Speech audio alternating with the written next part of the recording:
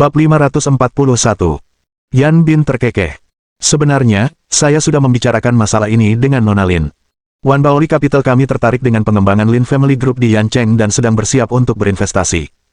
Sebelum Yan Bin bisa menyelesaikan perkataannya, Zhou Yu memotongnya. Yan, aku ingin bertanya padamu. Petik 2. Yan Bin dipotong tapi tidak marah, hanya tersenyum dan berkata. Direktur Zhou, silakan lanjutkan. Zhou Yu berkata dengan acuh tak acuh. Apakah Wan Baoli hanya bosan setengah mati? Begitu Zhou Yu mengatakan ini, Lin Luoluo terkejut. Dia tidak menyangka Zhou Yu bersikap begitu kasar. Namun kata-kata itu sudah terlanjur keluar, dan sudah terlambat untuk menghentikannya. Yan Bin tertegun, alisnya berkerut. Apa katamu? Zhou Yu terus berbicara dengan acuh tak acuh. Wan Baoli, dengan modal yang begitu besar, datang ke tempat terkutuk ini tanpa alasan yang jelas, bersikeras berinvestasi di perusahaan yang sangat kecil sehingga tidak mungkin lebih kecil lagi bagi Anda. Bukankah itu sama saja dengan merasa bosan sampai mati? Kita berdua bukan orang bodoh, jadi untuk apa berbelit-belit? Apapun tujuanmu, katakan saja terus terang. Jika tadi Lin Luoluo saja terkejut, maka saat ini tatapannya pada Zhou Yu dipenuhi dengan kengerian. Hanya dalam waktu sebulan, dia merasa Zhou Yu telah menjadi orang yang benar-benar berbeda. Kata-kata Zhou Yu, meskipun tidak sopan, tegas, tajam, dan jelas. Ini merupakan perubahan besar dibandingkan saat dia pertama kali tiba di keluarga Lin. Ekspresi Yan Bin berubah muram, tetapi dia tidak marah. Wan Baoli paling ahli dalam mengubah perusahaan kecil menjadi unicorn. Kamu pikir grup keluarga Lin punya potensi untuk menjadi unicorn, jadi. Baiklah, sudah cukup. Zhou Yu menyela Yan Bin lagi. Yan, kita akhiri saja di sini. Kamu bisa pergi sekarang. Petik 2. Mulai hari ini, kamu tidak diizinkan menginjakkan kaki di grup keluarga Lin lagi. Jika tidak, saya tidak bisa menjamin Anda akan pergi tanpa cedera. Yan Bin menyipitkan matanya. Memukul. Dia menggebrak meja dengan kuat. Tatapannya tajam saat dia menatap Zhou Yu dan kemudian beralih ke Lin Luoluo. Nona Lin, apakah kata-katanya dapat mewakili kelompok keluarga Lin? Melihat Yan Bin marah, Lin Luoluo menjadi agak panik. Dia tidak mampu menyinggung pria ini. Beberapa saat yang lalu, dia mengira Zhou Yu telah banyak berubah, setidaknya dalam hal bicara dan aura. Tapi kalau dipikir-pikir sekarang, dia tetap saja seorang yang kejam. Untuk secara langsung mengancam seseorang seperti itu. Lin Luoluo melotot tajam ke arah Zhou Yu, lalu langsung menatap Yan Bin. Yan, tolong jangan marah, kita masih bisa bicara. Bicara. Yan Bin mendengus dingin. Kedatangan saya untuk berinvestasi merupakan tanda penghormatan kepada Anda. Aku tidak menyangka grup keluarga Lin yang kecil seperti itu akan begitu sombong. Sebelum Yan Bin bisa menyelesaikannya, Zhou Yu mengambil tindakan. Dia melangkah maju, memukul. Sebuah tamparan mendarat keras di wajah Yan Bin. Yan Bin menjerit sedih, terhuyung mundur beberapa langkah, dan jatuh ke sofa. Untuk sesaat, Lin Luoluo tercengang. Dia benar-benar bingung. Zhou Yu benar-benar berani memukul seseorang. Akan tetapi, Zhou Yu bertindak seolah-olah dia telah melakukan sesuatu yang sangat normal. Sepertinya kau menganggap remeh kata-kataku dan berani mengancam manajer Lin. Yan Bin meraung marah. Dia tidak pernah menyangka Zhou Yu berani menyerangnya. Dia tidak hanya mewakili Wan Baoli Capital, tetapi juga mewakili keluarga Yan. Apa maksudnya? Bahkan jika dia mengunjungi kantor Qi Guochang sendiri harus menerimanya secara pribadi. Namun, dia baru saja ditampar oleh Zhou Yu. Mata Yan Bin menyala-nyala. Nak, beraninya kau memukulku, aku akan membuatmu membayar dengan nyawamu. Dia tiba-tiba berdiri, menendang meja kopi di depannya, dan melemparkannya ke arah Zhou Yu dan Lin Luoluo. Yan Bin ini juga seorang seniman bela diri, tetapi kekuatannya rata-rata, hanya setingkat petik terbalik Hua Jin petik terbalik. Meja kayu padat itu terbang ke arah mereka, dan Lin Luoluo ketakutan. Dia menatap dengan ngeri, matanya penuh ketakutan. Zhou Yu, tentu saja, tidak akan membiarkan Lin Luoluo terluka. Dia mendengus dingin dan dengan lembut menepisnya dengan telapak tangan. Meja itu, yang beratnya beberapa ratus pon, memantul kembali seperti bulu tangkis. Kali ini giliran Yan Bin yang tercengang. Karena terburu-buru, dia tidak dapat menghindarinya dan terpaksa keluar. Bang! Tinjunya menghantam meja dengan keras. Saat berikutnya, ekspresinya berubah drastis. Yan Bin merasakan kekuatan besar yang tak terlukiskan di atas meja. Lengannya patah seketika. Namun meja itu tetap berada di tempat asalnya, aman dan kokoh. Yan Bin, sambil memegangi lengannya yang patah, jatuh lagi ke sofa sambil melolong kesakitan. Zhou Yu melangkah maju. Tatapannya dingin. Apakah kamu akan pergi sendiri, atau aku akan mengusirmu? Pada saat ini, Yan Bin yang mendidih karena amarah, tidak berbicara, ia hanya berusaha berdiri dan berlari keluar dalam keadaan menyedihkan. Setelah Lin Luoluo sadar, dia ingin mengikutinya, tetapi Zhou Yu menahannya. Anda, Lin Luoluo gemetar karena marah. Jadi apa? Berurusan dengan orang-orang seperti itu memerlukan pendekatan ini. Manajer Lin, tenang saja, saya jamin setelah ini, dia akan segera berperilaku baik. Lin Luoluo berbicara dengan marah. Itu Wan Baoli Capital, dan Anda mengalahkannya seperti itu. Apakah menurutmu mereka akan membiarkan kita pergi? Zhou Yu mengangkat bahu. Manajer Lin, jangan khawatir. Dia tidak menargetkan grup keluarga Lin, dia juga tidak menargetkanmu. Petik 2. Dia ada di sini untukku. Bab 542. Negara Hai Keluarga Bai. Anda, Lin Luoluo tercengang. Wan Baoli, ibu kota yang begitu kuat, sedang mengincarmu. Mengapa? Zhou Yu belum mengetahuinya, tetapi dia mempercayai perasaannya. Itu hanya tebakan. Baiklah, sekarang sudah lewat waktu tutup, mau pulang. Jika aku tidak pulang, aku berencana untuk mengajak Qi Fei dan yang lainnya makan malam.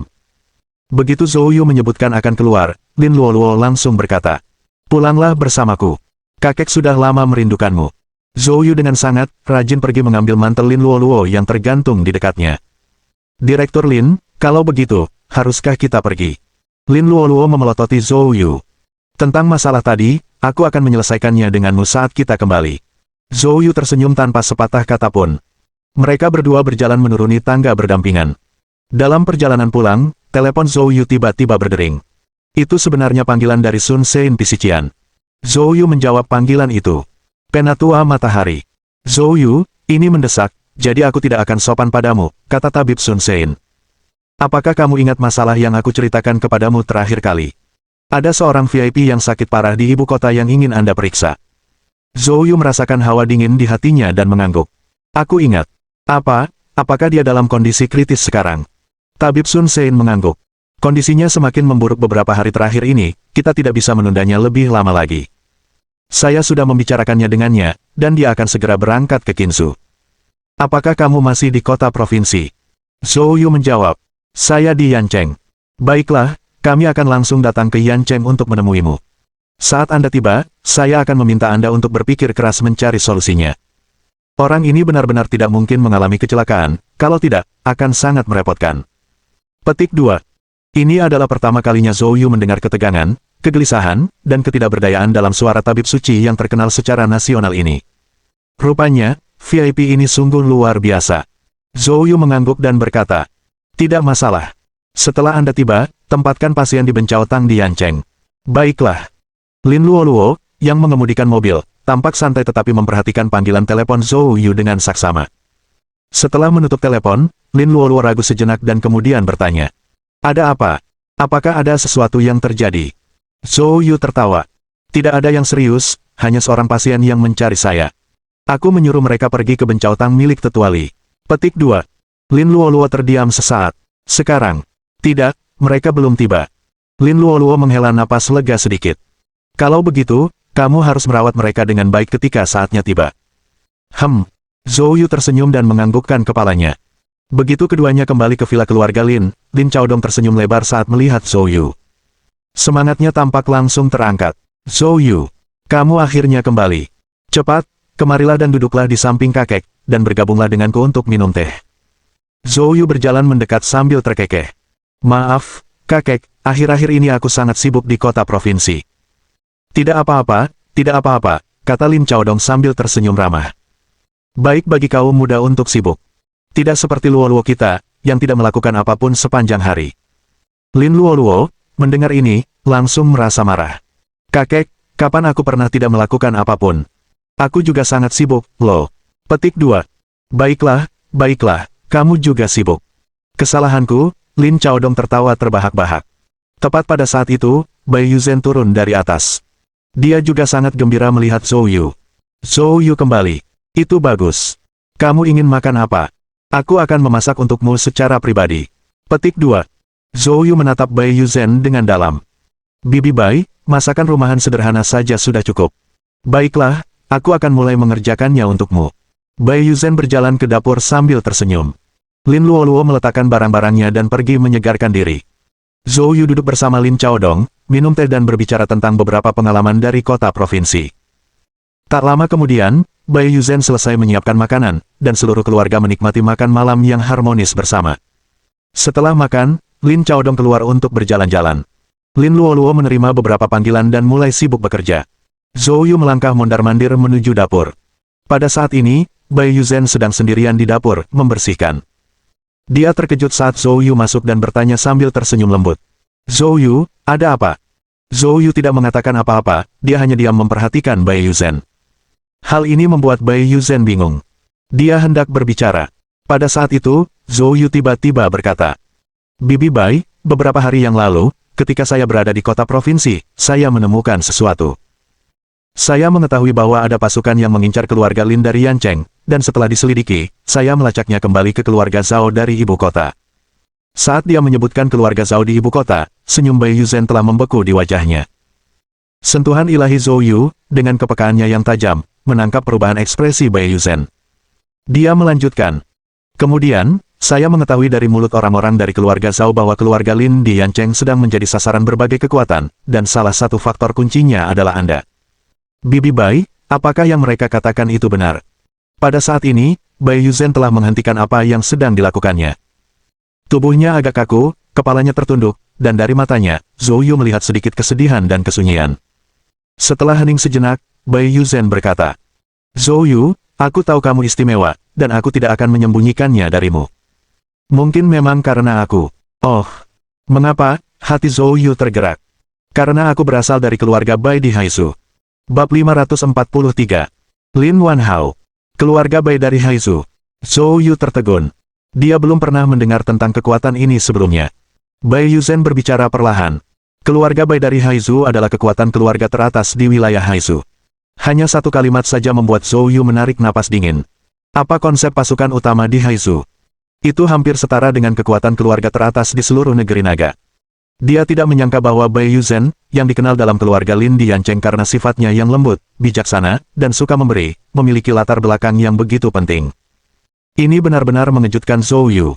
Lalu bagaimana kamu dan Paman Lin? Bai Yuzhen menunjukkan ekspresi mengenang.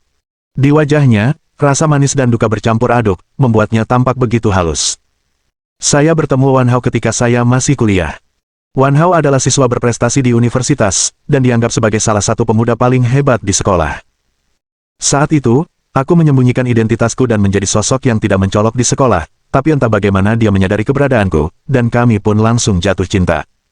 Selama masa pacaran kami, dia sangat berbakti padaku. Banyak gadis-gadis cantik dan baik hati mendekatinya di sekolah, tetapi dia tidak pernah goyah, dan segera setelah kami lulus, saya memutuskan untuk menikahinya. Tetapi keluarga saya sangat menentangnya, bahkan menggunakan beberapa tindakan pemaksaan. Jika bukan karena dukungan kuat dari ibu saya, mustahil bagi kami untuk bisa bersama. Saat dia berbicara, dua aliran air mata telah mengalir di pipi Bai Yuzhen. Bibi Bai, kamu. Zhou Yu terharu. Bai Yuzhen melambaikan tangannya, menandakan tidak ada apa-apa. Dia melanjutkan. Agar saya bisa mengejar kebahagiaan saya sendiri, dia berdebat dengan keluarganya, dan banyak hal terjadi, yang akhirnya menyebabkan dia jatuh sakit parah dan meninggal dunia. Sebelum meninggal, dia memegang tanganku dan berkata bahwa begitu aku yakin, aku harus melangkah maju dengan berani tanpa ragu. Ibu saya telah menghalangi semua tekanan untuk saya, dan baru pada saat itulah saya akhirnya bisa bersama Wan Hao, tetapi sebagai hasilnya, saya juga meninggalkan keluarga Bai. Pada titik ini, Bai Yuzhen mendongak, tatapannya dipenuhi dengan permohonan dan kepercayaan. Zhou Yu, Bibi Bai tahu kamu anak baik dan kamu bukan sembarang orang. Aku ingin memintamu untuk menjaga Luoluo dengan baik. Bahkan jika kamu tidak ingin menikahinya di masa depan, tolong jangan membuatnya sedih, oke? Zhou Yu tersenyum kecut. Bibi Bai, kamu terlalu serius. Dengan kualifikasi yang saya miliki, apa hak saya untuk pilih-pilih? Bai Yuzhen menggelengkan kepalanya dan berkata, Zhou Yu, Bibi Baimu berasal dari keluarga Bai di Haizu, dan keluarga Bai terlibat dalam bisnis dan seni bela diri. Bibi Bai tahu bahwa kamu adalah seorang seniman bela diri, dan terlebih lagi, kultivasimu tidak rendah, setidaknya di tingkat bawaan, kurasa. Anak muda sepertimu tidak banyak, bahkan di Haizu. Sejak kamu datang ke keluarga Lin, Yancheng telah mengalami perubahan yang mengguncang dunia. Wan Hao, Luoluo, mereka tidak menyadarinya, tapi aku sangat yakin bahwa semua ini adalah perbuatanmu. Petik 2. Zhou Yu terdiam. Dia tidak menyangka Bai Yuzhen mampu melihat masalah dengan begitu jelas, dia benar-benar tidak menyadarinya sebelumnya. Pada saat yang sama, dia juga terkejut. Bai Yuzhen, dengan pikirannya yang peka, pikiran yang tajam, dan perilaku yang pantas, memang merupakan keturunan keluarga terkemuka. Zhou Yu menarik napas dalam-dalam. Bibi Bai, tenang saja. Sekarang setelah aku mendaftarkan pernikahanku dengan Luo Luo, aku tidak akan pernah mengecewakannya selama dia masih mau. Petik 2. Bai Yuzhen menyeka air matanya dan menunjukkan senyum lega. Bagus, kalau begitu aku bisa tenang. Bibi Bai, sebenarnya ada sesuatu yang membuatku penasaran. Seperti yang kau katakan, jika keluarga Bai dari Haizu menargetkan keluarga Lin, itu juga masuk akal. Tapi mengapa kekuatan besar dari ibu kota juga menargetkan keluarga Lin? Bai Yuzhen ragu sejenak sebelum berkata. Mungkin karena Wan Hao. Paman Lin. Zhou Yu tertegun lagi. Paman Linmu benar-benar luar biasa di universitas. Meskipun dia berakhir denganku, banyak sekali gadis yang mengejarnya. Salah satu yang paling hebat di antara mereka berasal dari keluarga Yan di ibu kota. Keluarga Yan. Mata Zhou Yu menyipit. Dia baru saja berurusan dengan Yan Bin, dan sekarang, dari mulut Bai Yuzhen, keluarga Yan disebutkan lagi. Mungkinkah ini hanya kebetulan? Benar. Keluarga Yan dari ibu kota tidak kalah kuatnya dengan keluarga Bai dari Haizu, bahkan mungkin lebih kuat. Dan gadis itu bukan sembarang anggota keluarga Yan, dia adalah putri kepala keluarga, garis keturunan langsung dari garis keturunan langsung, dengan status dan kekuatan yang jauh lebih kuat daripada milikku di keluarga Bai. Zhou Yu begitu terkejut hingga rahangnya ternganga. Lin Wan Hao pasti sangat luar biasa hingga membuat putri-putri dari pasukan utama di ibu kota dan Haizu jatuh cinta padanya. Ini hampir terlalu fantastis. Jika bukan karena kata-kata Bai Yuzhen sendiri, dia tidak akan bisa mempercayainya. Mungkin melihat keheranan Zhou Yu, Bai Yuzhen menggelengkan kepalanya dan tersenyum. Meskipun aku memujinya karena luar biasa, ujian itu diwarnai dengan pandangan mata seorang kekasih yang melihat kesempurnaan. Dia tidak begitu hebat hingga membuat setiap gadis tergila-gila karena cinta. Petik 2. Namun, aku pernah berinteraksi dengan gadis dari keluarga Yan itu. Aku tidak tahu kenapa, tapi aku selalu merasa kalau gadis Yan itu aneh. Cara dia memandang Wan Hao berbeda. Tatapan seperti ini, hanya aku yang bisa merasakannya. Petik 2. Saya selalu merasa bahwa dia bukan orang yang mengejar Wan Hao, tetapi saat itu, selain dirinya sendiri, Wan Hao tidak punya hal lain untuk ditawarkan. Bahkan aset grup Lin hanya beberapa puluh juta, tidak ada apa-apanya dibandingkan dengan sekarang. Petik 2. Bahkan grup Lin saat ini, di mata keluarga Yan, tidak berarti apa-apa. Jadi, saya juga tidak yakin apa yang dipikirkannya. Zhou Yu yakin bahwa Bai Yuzhen tidak akan menipunya. Tetapi setelah mendengar semua ini, Zhou Yu malah semakin bingung. Apa semua ini tentang? Sayangnya, Bai Yuzhen tidak dapat memberinya jawaban apapun, dan dia harus mencari cara lain untuk mengetahuinya. Semalam berlalu tanpa kabar, dan keesokan harinya, Zhou Yu langsung berangkat ke Bencaotang. Dia telah berjanji pada Tuan Sun bahwa dia akan menjamu seorang VIP dari ibu kota hari ini. Bab 544. Kedatangan seorang VIP. Zhou Yu tiba di Bencaotang dan mendapati Li Tua asyik mempelajari resep dari teks kuno yang sudah usang. Melihat kedatangan Zhou Yu, dia awalnya terkejut, namun kemudian langsung menunjukkan ekspresi gembira. Zhou Yu, kenapa kamu tiba-tiba muncul entah dari mana? Sudah lama sejak terakhir kali aku melihatmu. Zhou Yu terkekeh.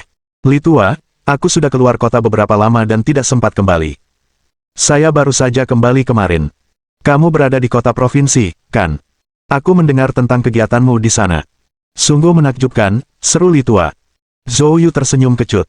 Li Tua, tolong berhenti mengolok-olokku. Ngomong-ngomong, di mana Suang-Suang? Li Tua menggelengkan kepalanya. Gadis itu masih tidur.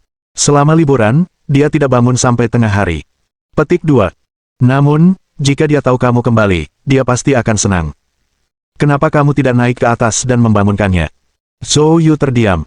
Orang tua ini benar-benar melakukan sesuatu dalam skala besar. Dia sebenarnya menyarankan agar aku menerobos masuk ke kamar tidur cucunya. Zhou Yu cepat-cepat melambaikan tangannya. Li Tua, aku datang menemuimu karena aku punya masalah. Mungkin akan ada pasien yang datang sebentar lagi, dan kami mungkin perlu menggunakan tempat Anda. Petik 2. Li Dean terkekeh dan berkata, pasienmu, iya. Itu bagus sekali. Petik 2. Sepertinya hari ini aku akan mendapat kesempatan bagus untuk menghargai keterampilan medismu lagi. Apakah ada yang perlu kita persiapkan? Saya akan meminta seseorang untuk mengurusnya segera. Petik 2. Zhou Yu menggelengkan kepalanya dan tersenyum. Saya bahkan belum bertemu pasien itu. Kita lihat saja nanti saat mereka tiba. Petik 2. Saat mereka berdua tengah berbincang, Suang-Suang tiba-tiba muncul, tampak mengantuk. Kakek, aku lapar. Zhou Yu, kapan kamu kembali? Tepat saat Suang-Suang tengah berbicara, dia tiba-tiba melihat Zhou Yu, langsung bersemangat dan berlari ke arahnya dengan gembira, berdiri di sampingnya tanpa tanda-tanda keterasingan atau hambatan. Zhou Yu telah melihat banyak wanita cantik sebelumnya, tetapi hanya Suang-Suang yang benar-benar membuatnya merasa nyaman dan benar-benar bahagia dari lubuk hatinya. Saya kembali kemarin. Suang-Suang, sambil berpegangan pada lengan Zhou Yu, berkata, senang sekali kau kembali. Kamu tidak tahu, kakek terus membicarakanmu setiap hari, dan aku mulai bosan mendengarnya. Li Dian tertawa dan berkata, saya ingat ada seorang gadis konyol yang terus berlari ke arah saya dan bertanya kemana Zhou Yu pergi. Kakek. Wajah Suang-Suang langsung memerah, dan dia menghentakkan kakinya. Hahaha, oke, aku akan berhenti. Li Dian tertawa terbahak-bahak. Zhou Yu tersenyum. Akhir-akhir ini, banyak hal yang terjadi di kota provinsi, di luar kendali saya. Suang-Suang mendengus. Apa? Kamu terlalu sibuk bahkan untuk menelepon. Zhou Yu menggaruk kepalanya, merasa pertanyaan ini agak sulit dijawab. Baiklah, Suang-Suang, Zhou Yu telah menangani masalah besar di kota provinsi, ini bukan lelucon. Dia tidak meneleponmu, mungkin demi keselamatanmu. Li Dian campur tangan. Suang-Suang menatap Zhou Yu dengan skeptis. Benarkah begitu? Zhou Yu buru-buru mengangguk. Ya. Baiklah kalau begitu, aku akan memaafkanmu kali ini. Suang-Suang menepuk bahu Zhou Yu dengan murah hati. Waktu berlalu dengan cepat, dan segera mendekati tengah hari. Lebih banyak pasien mulai berdatangan ke Bencao Tang, dengan Li Dian secara pribadi merawat mereka dan Suang-Suang membantu. Meski di bangsal, rasanya damai dan tenteram. Saat itu, sebuah mobil hongki hitam perlahan berhenti di luar gerbang utama Bencao Tang. Dua pemuda berambut cepak turun dari mobil. Para pria yang mengenakan setelan Zhongshan memiliki tatapan mata yang tajam dan postur tubuh yang tegak. Kehadiran mereka sederhana namun mendalam, memancarkan getaran yang tak terduga. Saat kedua pria ini masuk, Zhou Yu memperhatikan mereka. Ekspresi terkejut tampak sekilas di matanya. Kedua lelaki ini seharusnya berusia sekitar 30 tahun, dan mereka sudah menguasai alam bawaan. Selain itu, energi vital mereka kuat, yang dengan jelas menunjukkan bahwa mereka telah mencapai keterampilan mereka melalui pelatihan sejati dan bertahap, bukan didorong secara artifisial oleh pengobatan spiritual. Master bawaan muda seperti itu memang jarang terlihat. Di bawah tatapan Zhou Yu yang terkejut, keduanya dengan cepat berjalan mendekati Li Dian dan dengan sopan bertanya. Halo, apakah Anda Li Dian, sang dokter ilahi? Li Dian sedang berkonsultasi. Dia berhenti sejenak lalu mendongak dan menjawab. Ya, aku mau.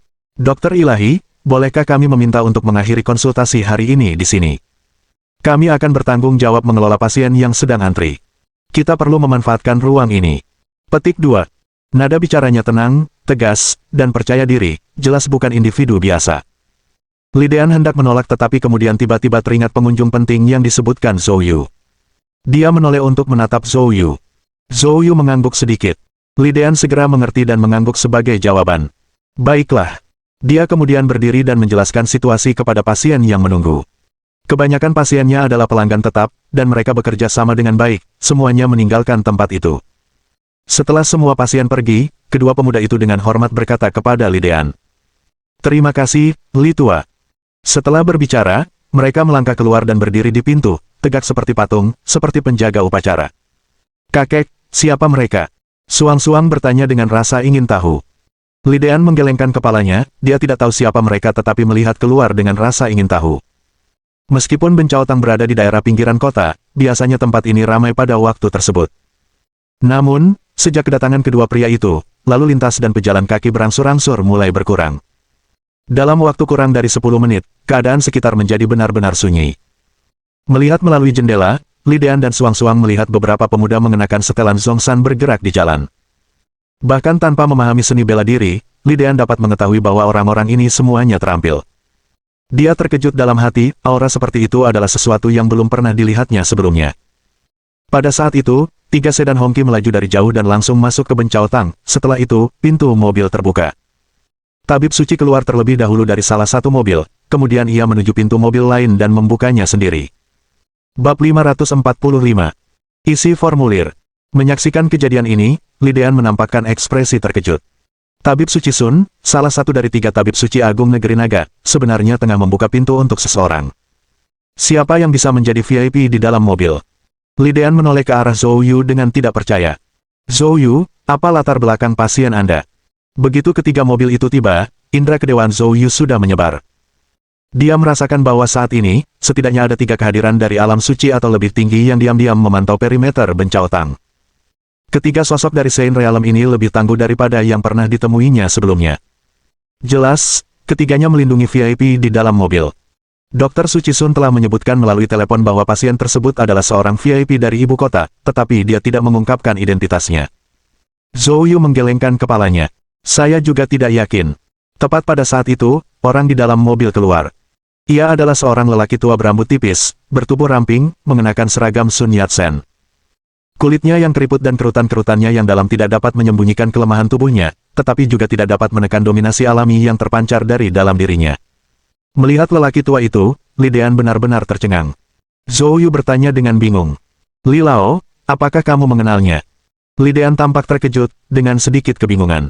Kamu benar-benar tidak mengenalinya. Zhou Yu menggelengkan kepalanya dengan tatapan kosong. Haruskah saya? Li Dean menarik napas dalam-dalam. Siapapun yang rutin menonton berita pasti mengenalinya. Sepertinya kamu tidak pernah menonton TV. Petik 2. Zhou Yu terdiam. Dia tidak punya waktu untuk menonton televisi. Mengikuti lelaki tua itu adalah seorang gadis muda. Gadis itu berusia sekitar 25 tahun, tinggi dan ramping, berambut hitam, berkulit cerah, dan berwajah sangat halus. Seolah dipengaruhi oleh lelaki tua itu, dia secara alami membawa aura kewibawaan yang memperingatkan orang asing untuk menjaga jarak. Dia menopang lengan lelaki tua itu. Pada saat ini, Zhou Yu dan Li Dean keduanya maju untuk menyambut mereka. Ketika melihat Zhou Yu, Tabib Suci Sun segera memperkenalkan mereka. Zhou Yu, izinkan aku memperkenalkanmu. Ini Penatua Ye. Dan ini cucunya, Ye Mengyun. Saat Dr. Suci Sun selesai berbicara, Penatua Ye mengulurkan tangannya sambil tersenyum. Kawan muda, namaku Ye Zhongshan. Aku pernah mendengar tentangmu di ibu kota, benar-benar seorang pahlawan muda di masa kemasanmu. Petik 2. Zhou Yu tersenyum sedikit. Silakan masuk. Mengyun, yang berdiri di samping Zhou Yu, merasakan sedikit ketidakpuasan di pipinya yang pucat saat mengamati sikapnya yang tenang. Tampaknya dia menganggap Zhou Yu terlalu lancang. Namun, dia tidak berbicara. Saat memasuki Bencao Tang, Li Dean segera mengatur agar Ye Zhongshan ditempatkan di bangsal yang telah dipersiapkan sebelumnya. Setelah semuanya beres, Li Dean dengan sopan berkata, Penatua Ye, istirahatlah sebentar. Ye Zhongshan mengangguk. Keluar dari bangsal, Li Dean segera menemukan Zhou Yu dan berkata dengan sangat prihatin. Zhou Yu, apakah kamu yakin ingin merawat orang ini? Zhou Yu mengangguk. Ada apa? Zhou Yu, orang ini terlalu berpengaruh. Jika kamu tidak bisa menyembuhkannya. Ekspresi wajah Li Dean luar biasa tegang. Akan ada konsekuensi yang tak terbayangkan. Lagi pula, aku mendengar ada kekacauan di kalangan atas. Identitasnya sangat sensitif sehingga bahkan jika Anda benar-benar menyembuhkannya, Anda akan menyinggung banyak tokoh yang levelnya dekat atau bahkan setara dengannya. Maka masalahnya tidak akan bisa dihindari. Petik 2. Zhou Yu tersenyum tipis. Tampaknya identitas Ye Zhongshan benar-benar luar biasa. Bahkan seorang dokter ilahi yang ternama seperti Li Dean menaruh rasa hormat dan kewaspadaan yang amat tinggi terhadapnya. Dokter Li, ayahku telah mengajarkanku sejak kecil bahwa merawat dan menyelamatkan pasien adalah tugas seorang dokter. Siapapun mereka, begitu mereka datang kepada saya, mereka hanya memiliki satu identitas, sebagai pasien, kata Zhou Yu. Mendengar ini, Li Dean menarik napas dalam-dalam. Baiklah, karena kamu sudah memutuskan, aku tidak akan mengatakan apa-apa lagi, kata Li Dean. Zhou Yu tersenyum. Jangan khawatir, dokter Li. Tidak akan ada masalah, katanya. Setelah berbicara, Zhou Yu berjalan menuju bangsal. Di pintu bangsal, Tabib Suci Sun mondar-mandir dengan cemas. Kali ini, dengan mengatur kedatangan Ye Zhongshan ke Yancheng, dia juga menghadapi tekanan yang luar biasa. Sebelum tiba, ia berharap semuanya berjalan lancar, tetapi begitu tiba di sana, ia mulai khawatir akan kemungkinan kegagalan. Jika gagal, pada saat itu, dia melihat Zhou Yu kembali. Dia segera mendekatinya. Zhou Yu, bagaimana kondisi Penatua Ye? Tanya Sun. Zhou Yu tersenyum kecut. Dokter Ming, saya belum melakukan pemeriksaan, katanya.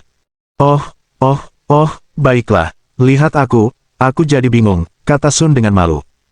Zhou Yu, apapun yang terjadi, kamu harus menyembuhkan Tetua Ye, kata dokter. Matahari memohon. Zhou Yu mengangguk. Dokter Sun, aku akan melakukan yang terbaik, katanya. Zhou Yu hendak membuka pintu dan memasuki bangsal ketika tiba-tiba, Ye Mengyun menghalangi jalannya. Dia menyerahkan sebuah map kepada Zhou Yu, yang berisi formulir. Isi informasi pribadimu, kata Ye Mengyun dingin. Zhou Yu mengambil map itu dan melihat bahwa itu adalah formulir informasi pribadi yang terperinci. Bahkan diperlukan rincian tentang semua anggota keluarga besar. Zhou Yu mengambil pena dan dengan cepat menuliskan nama dan tanggal lahirnya pada formulir tersebut. Selain itu, di bagian untuk mentornya, ia hanya menulis dua kata, orang tua. Setelah melengkapi formulir itu, dia menyerahkannya kepada Ye Mengyun. Ye Mengyun tidak menyangka Zhou Yu akan menyelesaikan formulir secepat itu. Dia mengambilnya dan langsung menunjukkan ekspresi marah. Karena mereka tidak menemukan informasi pribadi apapun tentang Zhou Yu, dia telah menyiapkan formulir ini agar Zhou Yu mengisinya sendiri. Tetapi dia tidak menyangka Zhou Yu akan memperlakukannya dengan ceroboh. Apa ini? Tanyanya dengan marah. Apakah kamu tidak punya keluarga? Tidak, kata Zhou Yu acuh tak acuh. Kamu. Ye Mengyun sejenak kehilangan kata-kata. Dan alma matermu? Tidak pernah bersekolah, jawab Zhou Yu singkat. Kamu. Ye Mengyun menjadi semakin marah. Jadi maksudmu kau tidak pernah masuk sekolah kedokteran dan kau juga tidak punya lisensi kedokteran? Zhou Yu menjawab dengan tenang. Tidak. Lalu kamu belajar dari siapa? Kamu tidak bisa membaca. Bukankah aku menuliskannya di sana, kata Zhou Yu. Ye Mengyun terprovokasi oleh sikap Zhou Yu. Dia langsung marah. Pada titik ini, tabib suci Sun buru-buru campur tangan. Mengyun, aku jamin dengan nyawaku bahwa keterampilan medis Zhou Yu pastinya di atasku. Anda dapat yakin, katanya. Dokter. Sun, aku secara alami percaya padamu, tapi... Ye Mengyun ragu-ragu. Pada saat itulah, suara Ye Zhongshan terdengar. Mengyun, tunjukkan rasa hormatmu, katanya. Zhou Yu, masuk, seru Ye Zhongshan. Bab 546. Semua orang harus mati. Zhou Yu melirik Ye Mengyun dengan acuh tak acuh sebelum berjalan melewatinya dan masuk ke dalam ruangan. Ye Mengyun menarik napas berat karena marah. Entah mengapa, dia merasa marah setiap kali melihat Zhou Yu. Dia biasanya tidak seperti ini. Zhou Yu mendekati tempat tidur Ye Zhongshan, dan Ye Zhongshan terkekeh. Zhou Yu, jangan pedulikan dia. Gadis itu terlalu muda dan selalu menanggapi segala sesuatunya terlalu serius, katanya. Setiap orang harus menghadapi kematian. Di usiaku saat ini, aku sudah lama bisa menerima kenyataan itu. Zhou Yu, kamu bisa memperlakukanku dengan mudah. Petik 2. Sesuai dengan karakter seorang pria hebat, beberapa kata yang diucapkannya langsung meredakan suasana canggung dan sangat meyakinkan Zhou Yu. Zhou Yu juga mengagumi ini dalam hati. Ye Zhongshan ini memang luar biasa. Mengesampingkan kehebatan seni bela dirinya, sikap ini saja sudah mengingatkannya pada lelaki tua yang pernah dilihatnya. Dalam hal tertentu, Ye Zhongshan memang memiliki beberapa kesamaan dengan orang tua itu. Karena itu Zhou Yu tidak dapat menahan rasa sayang terhadapnya. Dia tersenyum dan berkata, ya, tenang saja, pasien di tanganku tidak mudah celaka. Petik 2. Mendengar kata-kata ini, pandangan terkejut juga terpancar di mata Ye Zhongshan. Dengan pengalamannya, ia dapat dengan mudah membedakan antara sekadar promosi diri dan kebenaran. Keyakinan luar biasa yang terpancar dari Zhou Yu juga mengejutkannya. Tuan, tolong ulurkan tanganmu, kata Zhou Yu. Ye Zhongshan, tanpa banyak bicara, mengulurkan tangannya. Zhou Yu menggenggam pergelangan tangan Ye Zhongshan dan memulai diagnosisnya. Mengingat pentingnya Ye Zhongshan, Zhou Yu memeriksanya dengan sangat teliti. Untuk sesaat, kamar rumah sakit itu menjadi sunyi. Akan tetapi, hati orang-orang di sekitar sama sekali tidak tenang. Tabib Suci Bian disiksa oleh rasa cemas, matanya terpaku pada Zhou Yu. Dia tidak dapat menahan diri untuk berpikir, bagaimana jika Zhou Yu melakukan kesalahan dan Ye Zhongshan meninggal. Gempa bumi macam apa yang akan terjadi di negeri naga?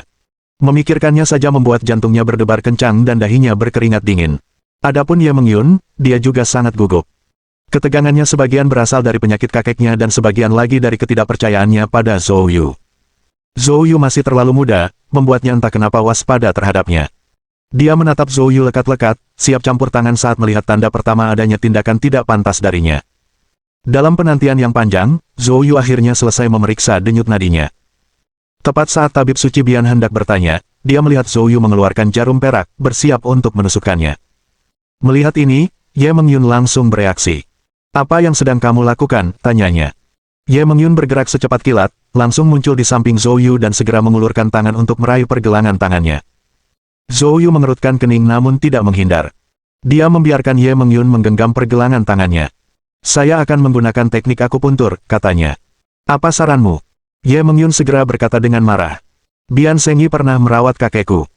Meskipun dia tidak dapat membantu, dia menyebutkan bahwa kondisi kakek saya harus menghindari penggunaan akupuntur dengan cara apapun. Petik 2. Jika akupuntur digunakan, itu pasti akan membunuhnya. Apakah kamu mencoba membunuh kakekku? Zhou Yu menjawab dengan tenang. Jika kamu sangat percaya padanya, mengapa kamu tidak memintanya untuk merawat tuan? Kamu sebagai gantinya. Ye Mengyun terdiam mendengar jawaban itu. Jika Bian Sengyi dapat menyembuhkan Ye Zhongshan, tidak akan ada semua kesulitan ini. Pada titik ini, tabib suci Bian bergegas turun tangan untuk menengahi. Mengyun, Zhou Yu tidak akan bertindak gegabah. Dia punya alasan untuk melakukan ini, katanya. Di hati tabib suci Bian, keterampilan Zhou Yu tidak kalah dibandingkan dengan Bian Sengyi. Zhou Yu berkata dengan dingin. Karena kamu memintaku untuk mengobatinya, silakan ikuti metodeku. Gangguanmu kali ini, aku anggap itu karena ketidaktahuan dan memaafkanmu. Namun jika kamu ikut campur lagi tanpa alasan dan menimbulkan akibat apapun, kamu sendiri yang akan menanggung akibatnya. Petik 2. Saat kata-katanya terucap, Netherfire Truki dan Dragon Gangstreng meletus dari dalam diri Zhou Yu. Bang! Ye Mengyun merasakan suhu yang sangat panas dan kekuatan dahsyat menghantamnya secara bersamaan. Karena terkejut, tangan yang mencengkeram pergelangan tangan Zhou Yu pun terbuka dengan kuat. Kekuatan yang dahsyat itu membuatnya terhuyung mundur beberapa langkah. Dia menatap telapak tangannya sendiri yang sekarang memerah. Apakah kamu benar-benar berada di puncak alam bawaan? Ye Mengyun menatap dengan tidak percaya. Dia juga berada di level ini. Tapi dari keluarga macam apa dia berasal? Berapa banyak sumber daya yang telah dia konsumsi sejak kecil? Berapa banyak mentor ahli yang telah membimbingnya? Baru pada saat itulah dia mencapai statusnya saat ini. Namun, pemuda di hadapannya ini berada pada level yang sama. Terlebih lagi, keterampilan medisnya bahkan lebih unggul daripada tabib suci Bian. Bagaimana dia bisa mencapai hal ini? Keajaiban seperti itu jarang ditemukan, bahkan di ibu kota. Untuk pertama kalinya, Ye Mengyun merasa harga dirinya diinjak-injak dengan kasar oleh Zhou Yu. Pada saat itulah Ye Zhongshan angkat bicara. Mengyun, apakah kau menganggap kata-kataku hanya angin lalu di telingamu? Tanyanya. Kakek, aku. Cukup, tidak ada kata-kata lagi. Meninggalkan. Petik 2. Ye Mengyun menjadi cemas. Kakek, aku harus menjagamu. Meninggalkan. Nada bicara Ye Zhongshan mengandung ketegasan yang tidak perlu diragukan lagi. Ye Mengyun menggertakkan giginya, sangat familiar dengan sifat kakeknya. Nada itu menunjukkan dia benar-benar marah. Ye Mengyun mengepalkan tangannya, menatap Zhou Yu dengan tatapan yang dalam dan rumit, lalu melangkah keluar. Ye Zhongshan berkata dengan nada meminta maaf. Zhou Yu, maaf membuatmu menyaksikan lelucon ini. Silakan dilanjutkan, tambahnya. Zhou Yu mengangguk. Dia kemudian mengambil jarum perak dan menusukkannya ke dada Ye Zhongshan. Saat jarum perak itu menembus, tubuh Ye Zhongshan seperti tersambar petir, dan langsung menjadi kaku. Kulitnya menjadi sangat pucat, dan dia gemetar tak terkendali. Menyaksikan kejadian ini, tabib suci Bian hampir saja menyerbu ke depan. Zhou Yu, Tuan. Ya, dia. Bab 547. Memeriksa kelalaian dan kekeliruan. Zhou Yu sangat fokus, dia tidak berbicara, hanya memutar jarum perak di tangannya secara ritmis. Saat berputar, jarum perak itu berangsur-angsur berubah dari emas menjadi merah. Panas yang menyengat terpancar darinya. Ekspresi wajah Ye Zhongshan menjadi semakin sedih. Tepat pada saat itu, Zhou Yu tiba-tiba menarik kembali jarumnya. Saat jarum dicabut, aliran darah hitam menyembur keluar. Zhou Yu mengangkat tangannya dan menyerang. Netherfire Truki langsung menyapu, menyelimuti darah hitam dan menguapkannya hingga bersih dalam beberapa saat. Tak lama kemudian, Ye Zhongshan berangsur-angsur kembali normal, wajahnya kembali pucat, dan kondisi mentalnya jelas jauh lebih baik daripada sebelumnya. Melihat pemandangan ini, Sun Xuansheng berseru kegirangan. Zhou Yu, apakah Penatua Ye sembuh? Zhou Yu menggelengkan kepalanya. Penatua Sun, jangan terlalu cepat merayakannya, aku hanya meringankan gejalanya untuk sementara. Kondisinya rumit, jauh dari kata mudah untuk disembuhkan. Petik 2. Mendengar ini, Sun Xuansheng menyadari bahwa dia terlalu terburu-buru. Dia tersenyum malu. Ah, sudah bertahun-tahun aku tidak pernah merasa gelisah seperti ini. Pada saat ini, Ye Zhongshan juga sadar. Zhou Yu, aku merasa jauh lebih baik. Penyakitku. Zhou Yu berkata dengan tenang. Penatua Ye, kondisi Anda cukup rumit. Baru saja saya melakukan pemeriksaan dan kebetulan meringankan beberapa gejala Anda. Saat ini, ada dua masalah utama dengan tubuh Anda. Masalah yang paling serius adalah penggunaan tenaga yang berlebihan dari esensi vital dan darah Anda. Kalau aku tidak salah, kau pasti pernah mengalami cedera parah, dengan semua meridianmu hancur dan nyawamu di ujung tanduk, ketika seseorang memberikan pengobatan spiritual yang memperpanjang hidupmu, membuatmu bisa menahan napas. Namun, harga yang harus dibayar adalah terkurasnya kekuatan hidup Anda secara drastis. Meskipun banyak obat spiritual langka yang memberi nutrisi pada Qi digunakan setelahnya, efeknya sangat kecil. Petik 2. Mendengar kata-kata Zhou Yu, wajah Ye Zhongshan menunjukkan keterkejutan. Dia tidak menyangka bahwa dalam waktu sesingkat itu, Zhou Yu telah memahami kondisinya dengan akurat. Dia menatap Zhou Yu dalam-dalam. Anda benar, akunya. Hidupku diselamatkan oleh Bian Shengyi, dan kemudian, Sun Xuansheng berulang kali membantu menstabilkan luka-lukaku, itulah sebabnya aku mampu bertahan hidup sampai sekarang. Wajah Sun Xuansheng menunjukkan rasa bersalah. Sayangnya, ini salahku karena tidak cukup terampil. Bahkan dengan segala usahaku, hanya ini yang bisa kulakukan. Petik 2. Ye Zhongshan memberi isyarat dengan acuh. Penatua Sun seharusnya tidak menyalahkan dirinya sendiri, jika bukan karena perawatanmu yang berulang-ulang, aku pasti sudah mati sejak lama. Ngomong-ngomong, Zhou Yu, kamu menyebutkan ada dua masalah, apa yang kedua? Zhou Yu berbicara dengan nada serius. Poin kedua juga merupakan alasan utama Anda berakhir dalam kondisi ini. Mendengar kata-kata ini, Ye Zhongshan dan Sun Xuansheng tercengang. Alasan utama, mungkinkah poin pertama yang Anda sebutkan bukanlah penyebab utamanya?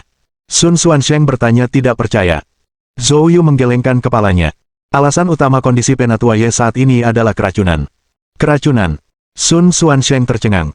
Bian Shengyi dan aku sudah memeriksanya beberapa kali dan tidak menemukan tanda-tanda keracunan pada tetua Ye, kan? Ye Zhongshan juga terkejut namun tetap diam. Zhou Yu melanjutkan dengan sungguh-sungguh. Racun di tubuh Penatua Ye memang bukan masalah biasa, itu adalah sejenis racun gu. Racun gu. Ya, racun gu ini diracik secara khusus, sangat langka, tidak berwarna, tidak berasa, dan larut dalam darah. Begitu hal ini terjadi, bahkan dengan metode deteksi paling canggih yang tersedia saat ini, tidak ada kelainan yang dapat ditemukan. Petik 2. Namun, ia dapat bersembunyi di dalam darah, dan terus-menerus merusak tubuh Penatua Ye.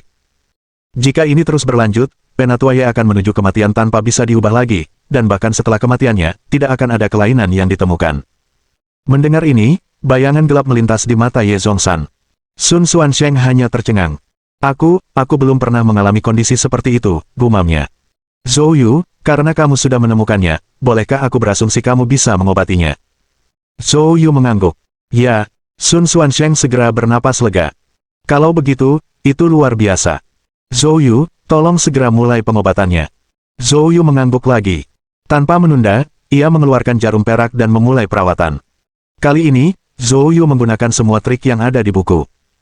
Akupuntur, Yi Wu Tru Qi, Primordial Spirit, dia bahkan menggunakan beberapa teknik seni jiwa. Meskipun prosesnya hanya berlangsung sekitar 2 jam, Zhou Yu basah oleh keringat, dan penampilannya menjadi sangat pucat. Meridian Ye Zhongshan yang pernah hancur telah dipulihkan oleh semacam pengobatan dewa. Akan tetapi, obat tetaplah sekadar obat. Bahkan dengan pengobatan ilahi, tanpa manipulasi seseorang, hanya mengandalkan kemampuan bawaan pengobatan untuk memulihkan meridian pasti akan meninggalkan beberapa kekurangan. Sistem meridian manusia adalah sistem yang sangat rapuh, kekurangan apapun dapat mengganggu keseimbangan tubuh, yang menyebabkan kerusakan bertahap. Apa yang dilakukan Zhou Yu adalah menggunakan roh primordialnya yang kuat untuk memeriksa meridian Ye Zhongshan dengan cermat dan menggunakan Yi Wu Tru Qi untuk memperbaiki semua cacat. Kalau saja roh Yin dan Yang-nya belum mencapai kesempurnaan, dia mungkin tidak akan mampu bertahan. Setelah menyelesaikan semua ini, Zhou Yu menarik kembali roh primordialnya, bermaksud untuk duduk di kursi terdekat untuk beristirahat. Akan tetapi, begitu ia melangkah, perasaan lemah luar biasa tiba-tiba menyergapnya. Berdebar. Zhou Yu terjatuh ke tanah. Zhou Yu. Baik Sun Xuansheng dan Ye Zhongshan terkejut. Sun Xuansheng segera bergegas dan membantu Zhou Yu berdiri. Zhou Yu, kamu baik-baik saja. Bibir Zhou Yu pucat saat dia menggelengkan kepalanya. Saya baik-baik saja. Penatua Ye, sekarang Anda bisa merasakan tubuh Anda. Ye Zhongshan menatap Zhou Yu dalam-dalam, lalu menutup matanya. Beberapa saat kemudian, dia tiba-tiba membuka matanya bersinar terang. Dia perlahan duduk, dengan ekspresi keheranan menyebar di wajahnya. Tubuhku. Bab 548. Permintaan maaf. Ye Zhongshan selalu setenang Gunung Tai, tetapi sekarang, dia benar-benar kehilangan ketenangannya. Dia melompat dari tempat tidur dan menggerakkan tubuhnya dengan bebas tanpa hambatan apapun, kondisinya seolah-olah dia tiba-tiba menjadi 10 tahun lebih muda. Perlu Anda ketahui, luka-lukanya telah diperiksa oleh 2 orang tabib suci, tokoh-tokoh luar biasa yang tak terhitung jumlahnya, dengan menggunakan obat-obatan spiritual yang tak ternilai harganya, dan berbagai metode, namun tak satu pun mampu menyembuhkannya. Namun sekarang, di Yancheng kecil ini, seorang pemuda telah menyembuhkannya hanya dalam waktu 2 jam. Ini sungguh tidak dapat dipercaya. Ye Zhongshan bangga pada dirinya sendiri karena mampu mengendalikan segalanya, tetapi hasil ini jauh melampaui ekspektasinya. Dia segera menghampiri Zhou Yu, dan melihat wajah Zhou Yu yang pucat, dia pun dipenuhi rasa terima kasih. Zhou Yu, kamu baik-baik saja. Zhou Yu menggelengkan kepalanya. Saya baik-baik saja, hanya sedikit terlalu lelah. Kali ini, terima kasih. Saya akan mengingat kebaikan ini. 4 kata sederhana yang keluar dari mulut Ye Zhongshan lebih berat dari Gunung Tai. Zhou Yu tersenyum. Ya, tubuhmu belum pulih sepenuhnya. Anda perlu melanjutkan pengobatan dan perawatan. Saya akan memberikan resepnya, ikuti resepnya, dan Anda akan sembuh setelah setengah tahun. Petik 2. Namun, energi vital yang telah hilang selama bertahun-tahun tidak dapat diisi ulang. Zhou Yu, apa maksudmu? Tanya Ye Zhongshan. Zhou Yu terdiam sejenak, lalu berkata, energi vital yang hilang selama bertahun-tahun kira-kira setara dengan 5 tahun umur. Hal ini tidak dapat diubah lagi. Petik 2. Dengan kata lain, karena luka-lukanya, Ye Zhongshan akan hidup sekitar 5 tahun lebih sedikit daripada yang seharusnya. Mendengar ini, Ye Zhongshan sama sekali tidak peduli, hanya tertawa kecil. Haha, baru 5 tahun, untuk seseorang yang sudah hampir mati, aku sudah mendapat untung besar. Di luar bangsal, Ye Mengyun mondar-mandir dengan cemas. Sesekali dia melihat ke arah pintu bangsal, bergumam pada dirinya sendiri. Jika sesuatu terjadi pada kakekku, aku tidak akan pernah membiarkanmu pergi. Li Suang-suang, yang berdiri di sampingnya, terdiam. Nona Ye, jangan khawatir, dengan Zhou Yu yang turun tangan, Anda bisa merasa benar-benar tenang. Ye Mengyun melirik Li Suang-suang. Sepertinya kamu sangat percaya padanya. Li Suang-suang berkata dengan bangga. Tentu saja, jika kamu tidak percaya diri, kamu tidak akan datang meminta bantuan Zhou Yu.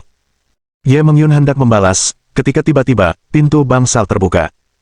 Kata-kata yang sampai ke mulut Ye Mengyun ditelan kembali. Pandangannya spontan tertuju ke arah pintu, jantungnya berdebar kencang. Dia takut momen berikutnya akan membawa hasil yang tidak ingin dilihatnya. Dalam detik singkat itu, yang terasa seperti 1 abad, Ye Zhongshan dan Zhou Yu kemudian muncul bersama. Yang mengejutkan, Ye Zhongshan lah yang mendukung Zhou Yu, situasi yang sangat bertolak belakang dengan saat mereka pertama kali memasuki bangsal. Ye Mengyun tertegun sejenak, lalu segera bergegas mendekat. Kakek, kesehatan Anda. Ye Zhongshan terkekeh. Berkat Zhou Yu, cederaku sudah jauh lebih baik. Wajah Ye Mengyun menunjukkan ekspresi terkejut. Sangat meningkat. Benar-benar. Meskipun itu adalah apa yang paling ia harapkan, ketika hasilnya benar-benar terwujud, ketidakpercayaan masih menjadi reaksi pertamanya. Tatapannya yang terkejut beralih ke Zhou Yu, hanya untuk mendapati dia sangat pucat. Saat dia berdiri tertegun di sana, Li Suang-suang bergegas menghampirinya bagai angin. Dia memegang tangan Zhou Yu erat-erat. Zhou Yu, ada apa denganmu? Li Suang-suang melihat Zhou Yu seperti ini untuk pertama kalinya dan matanya penuh kekhawatiran. Zhou Yu berusaha tersenyum lemah pada wajah pucatnya. Hanya terlalu memaksakan diri, aku akan baik-baik saja dengan istirahat. Li Suang-suang akhirnya menghela napas lega. Kamu membuatku sangat ketakutan, kupikir kamu akan. Tentang apa? Tanya Zhou Yu dengan sedikit geli. Melihat tatapan menggoda Zhou Yu, Li Suang-suang melotot padanya. Dia sangat khawatir, dan disinilah Zhou Yu berani menggodanya. Kamu masih sangat muda dan sudah sangat lemah, kamu benar-benar harus menjaga dirimu sendiri. Kalau tidak, Nona Lin mungkin akan mengejekmu karena tidak kompeten. Zhou Yu terkejut. Dia tidak menyangka Li Suang-suang berani membuat lelucon seperti itu. Pada saat itu, Ye Zhongshan berdeham dan kemudian, dengan wajah tegas, berkata, Mengyun, minta maaf pada Zhou Yu. Ye Mengyun terkejut. Kakek, kau ingin aku meminta maaf padanya? Ada masalah apa? Tanya Ye Zhongshan tegas. Dalam hatinya, Ye Mengyun agak enggan, tetapi Zhou Yu telah menyelamatkan nyawa kakeknya, menjadikannya dermawannya juga. Tanpa ragu, dia menoleh ke arah Zhou Yu dan membungkuk dalam-dalam. Terima kasih. Saya salah tadi. Tolong, maafkan aku. Tidak mudah untuk membuat wanita muda yang bangga ini menundukkan kepalanya. Zhou Yu berbicara dengan acuh tak acuh. Ketidaktahuan bukanlah dosa. Saya tidak memasukkannya ke dalam hati. Mendengar ini, Ye Mengyun menjadi marah. Apa arti kata-kata Zhou Yu? Apakah dia mengejeknya karena tidak memiliki pengetahuan duniawi? Orang ini sungguh berani. Kalau saja kakeknya tidak ada di sana, dia pasti sudah memberi Zhou Yu sedikit ketenangan. Ye Mengyun mengangkat kepalanya, menatap Zhou Yu, dan berkata-kata demi kata. Di masa depan, aku harus lebih banyak meminta nasihat dari Dr. Zhou. Ye Zhongshan sangat mengenal karakter Ye Mengyun, dia tahu jauh di lubuk hatinya, gadis ini tidak yakin. Dia berbicara dengan penuh bobot dan keseriusan. Meng Yun, aku sudah pernah bilang padamu sebelumnya bahwa selalu ada seseorang yang lebih baik di luar sana. Meskipun ibu kota merupakan tempat berkumpulnya para talenta, selama ribuan tahun terakhir, hanya sedikit orang yang memiliki pengaruh signifikan yang berasal dari ibu kota. Alasan dibalik ini, Anda harus merenungkannya lebih lanjut. Petik 2.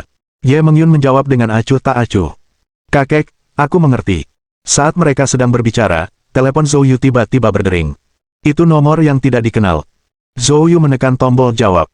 Dari telepon terdengar suara dingin dan marah. Zhou Yu. Alis Zhou Yu berkerut. Yan Bin. Bab 549. Bergabunglah. Di ujung telepon yang lain adalah Yan Bin, yang baru saja ditegur oleh Zhou Yu. Zhou Yu, jam 7 malam ini, di Hotel Sihai, seseorang ingin bertemu denganmu. Nada bicara Yan Bin memerintah. Zhou Yu dengan tegas menolak. Siapapun yang ingin bertemu denganku, harus datang menemuiku secara pribadi. Yan Bin mencibir. Zhou Yu, kamu mungkin memilih untuk tidak datang, tapi Qin Dingbang, Qin Lan, Leve Fang, Zhao Jianlong, Sui Tianyu. Saat berikutnya Anda melihat mereka, mereka mungkin tidak lebih dari mayat. Petik 2. Mata Zhou Yu menyipit, cahaya dingin memancar melalui matanya. Dia benci diancam oleh orang lain. Yan Bin telah melewati batas dengannya. Baiklah, aku akan pergi, katanya perlahan. Bukankah kamu cukup sombong? Sepertinya kamu juga punya ketakutan, kata Yan Bin sambil mengejek. Zhou Yu, bosan dengan omong kosongnya, menutup telepon. Sebelumnya, saat Zhou Yu menerima panggilan, dia tidak mengaktifkan speaker, tetapi Ye Zhongshan dan Ye Meng Yun ada di depannya dan mendengar sebagian percakapan. Ye Zhongshan angkat bicara. Zhou Yu, ada apa? Apakah ada seseorang yang menimbulkan masalah? Zhou Yu menggelengkan kepalanya. Tidak apa-apa. Setelah berkata demikian, dia mengambil selembar kertas dan pena dari meja, menulis resep, lalu menyerahkannya kepada Ye Zhongshan. Ya, silakan gunakan resep ini untuk obatnya, saya juga sudah menuliskan cara pembuatannya. Petik 2. Ye Zhongshan mengambil resep itu dan menyerahkannya kepada Ye Meng Yun. Baiklah, aku mengerti. Zhou Yu mengangguk. Saya ada urusan pribadi yang harus diselesaikan, jadi saya akan pergi sekarang. Setelah mengatakan ini, Zhou Yu memberi salam kepada tabib ilahi Sun, Li Dean, Li Suang, dan lainnya, lalu berbalik dan pergi. Melihat kepergian Zhou Yu, Ye Zhongshan tampak berpikir. Pada saat itu, Ye Meng Yun berbicara dengan lembut. Kakek, orang yang menelepon tadi sepertinya Yan Bin dari keluarga Yan di ibu kota. Sepertinya dia mendapat masalah. Ye Zhongshan tidak menjawab tetapi melihat ke arah Li Dean. Dokter Ilahi Li, kudengar Zhou Yu sudah menikah. Li Dean, terkejut bahwa Ye Zhongshan peduli dengan hal-hal seperti itu, dengan cepat menjawab. Dia belum menikah, baru saja mendaftar. Dia dan Lin Luoluo dari keluarga Lin di Yancheng. Namun, saya mendengar bahwa hubungan antara dia dan Lin Luoluo tidak berjalan baik, tetapi saya tidak tahu detailnya. Ye Zhongshan tampak berpikir sekali lagi. Dokter Ilahi Li, terima kasih atas waktu ini. Li Dean melambaikan tangan padanya. Tidak masalah sama sekali. Ye Zhongshan tidak berkata banyak lagi, dia berbalik dan berjalan keluar, Ye Meng Yun mengikutinya dari belakang. Setelah masuk ke dalam mobil, Ye Zhongshan berkata kepada pengemudi. Periksa di mana orang-orang dari keluarga Yan yang tinggal di Yancheng. Pengemudi itu memeriksa dengan cepat dan segera mendapatkan hasilnya. Hotel Sihai. Ye Zhongshan berkata kepada Ye Meng Yun. Meng Yun, pergilah ke Hotel Sihai dan lihatlah. Ye Meng Yun tahu apa yang disinggung Ye Zhongshan dengan memintanya pergi ke Hotel Sihai. Dengan enggan, dia berkata, Kakek, bukankah ini tidak perlu?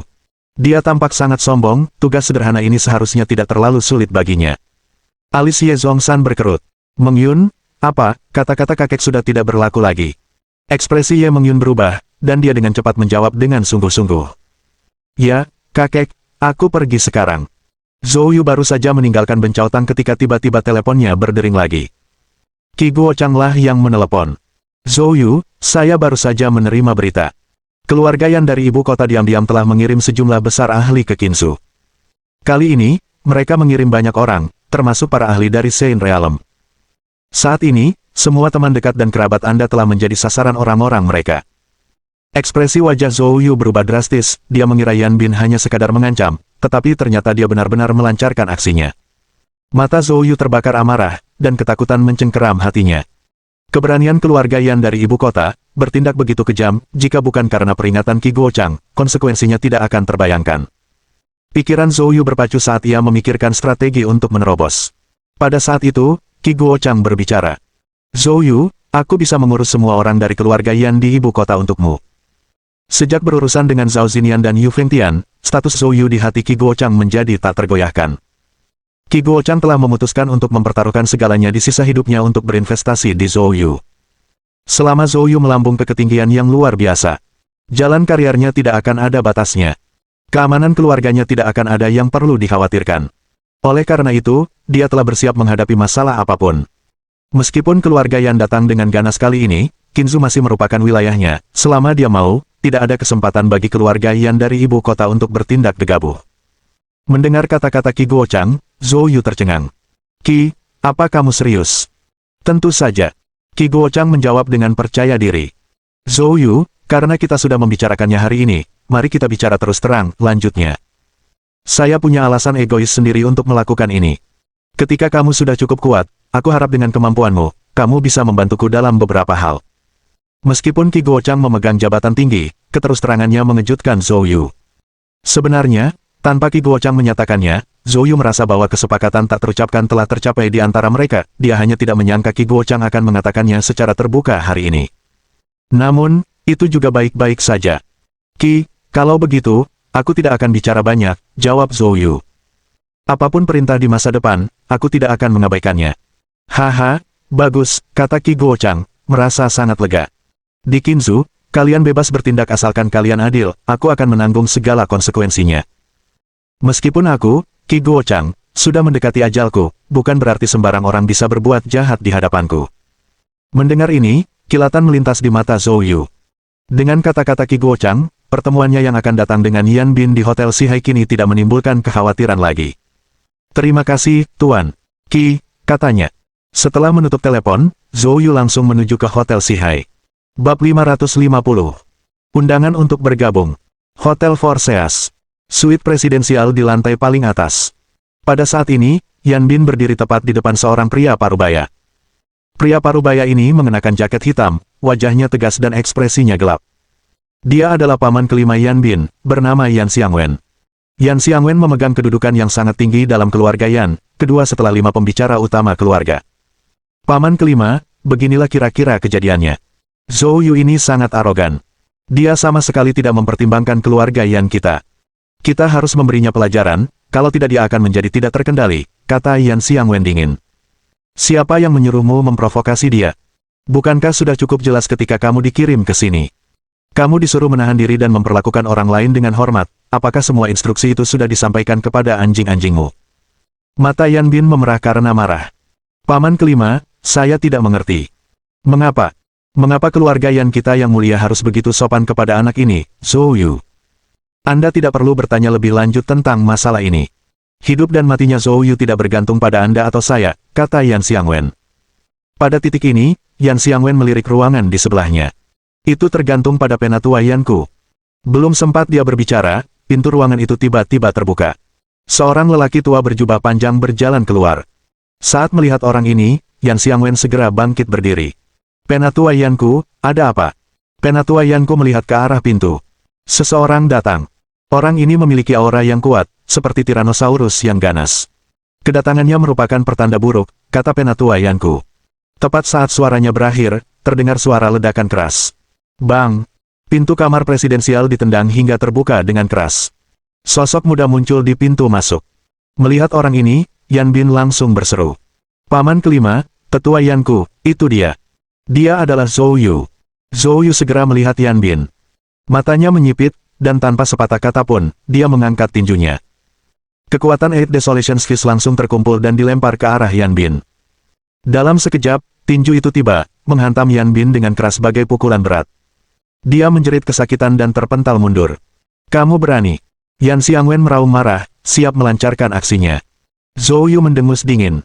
Indra keilahiannya langsung terkunci pada Yan Xiangwen saat kekuatan Eight Desolation Fist berkumpul lagi.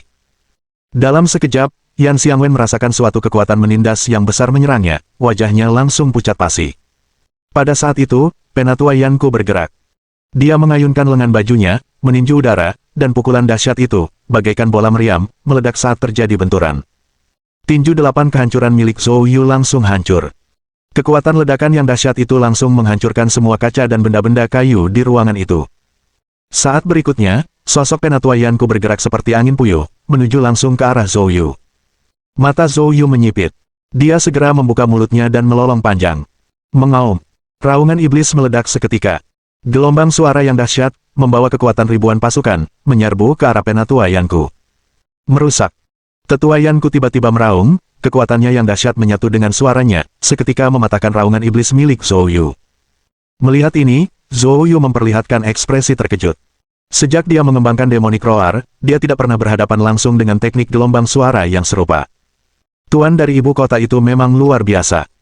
Setelah mematahkan raungan iblis milik Zhou Yu, Yanku tidak mengambil tindakan apapun tetapi hanya menatap dingin ke arah Zhou Yu dengan ketajaman yang dahsyat terpancar di matanya yang berlumpur.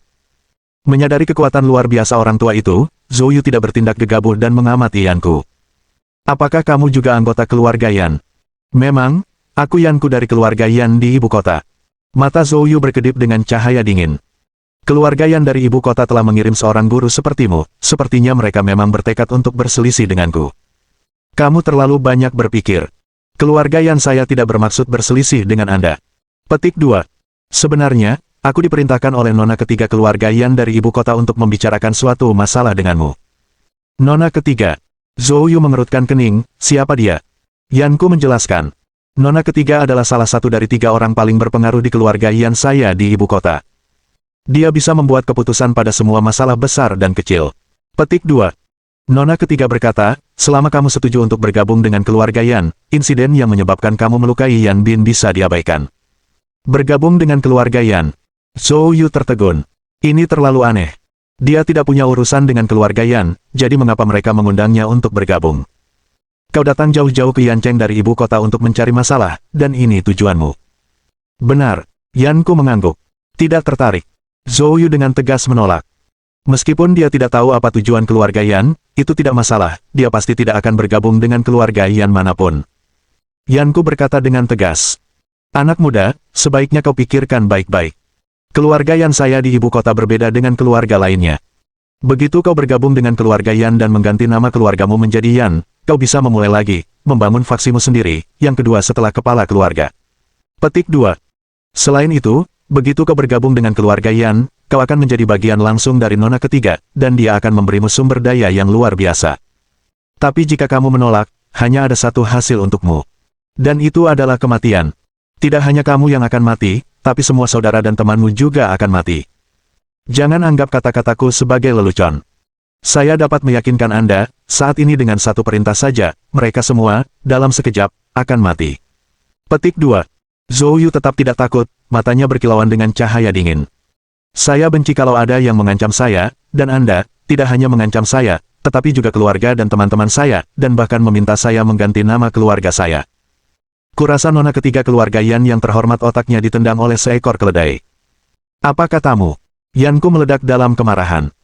Kubilang, tarik pasukan keluarga Yanmu segera, atau bahkan anjing dan ayam pun tak akan selamat. Ekspresi wajah Zhou Yu dingin.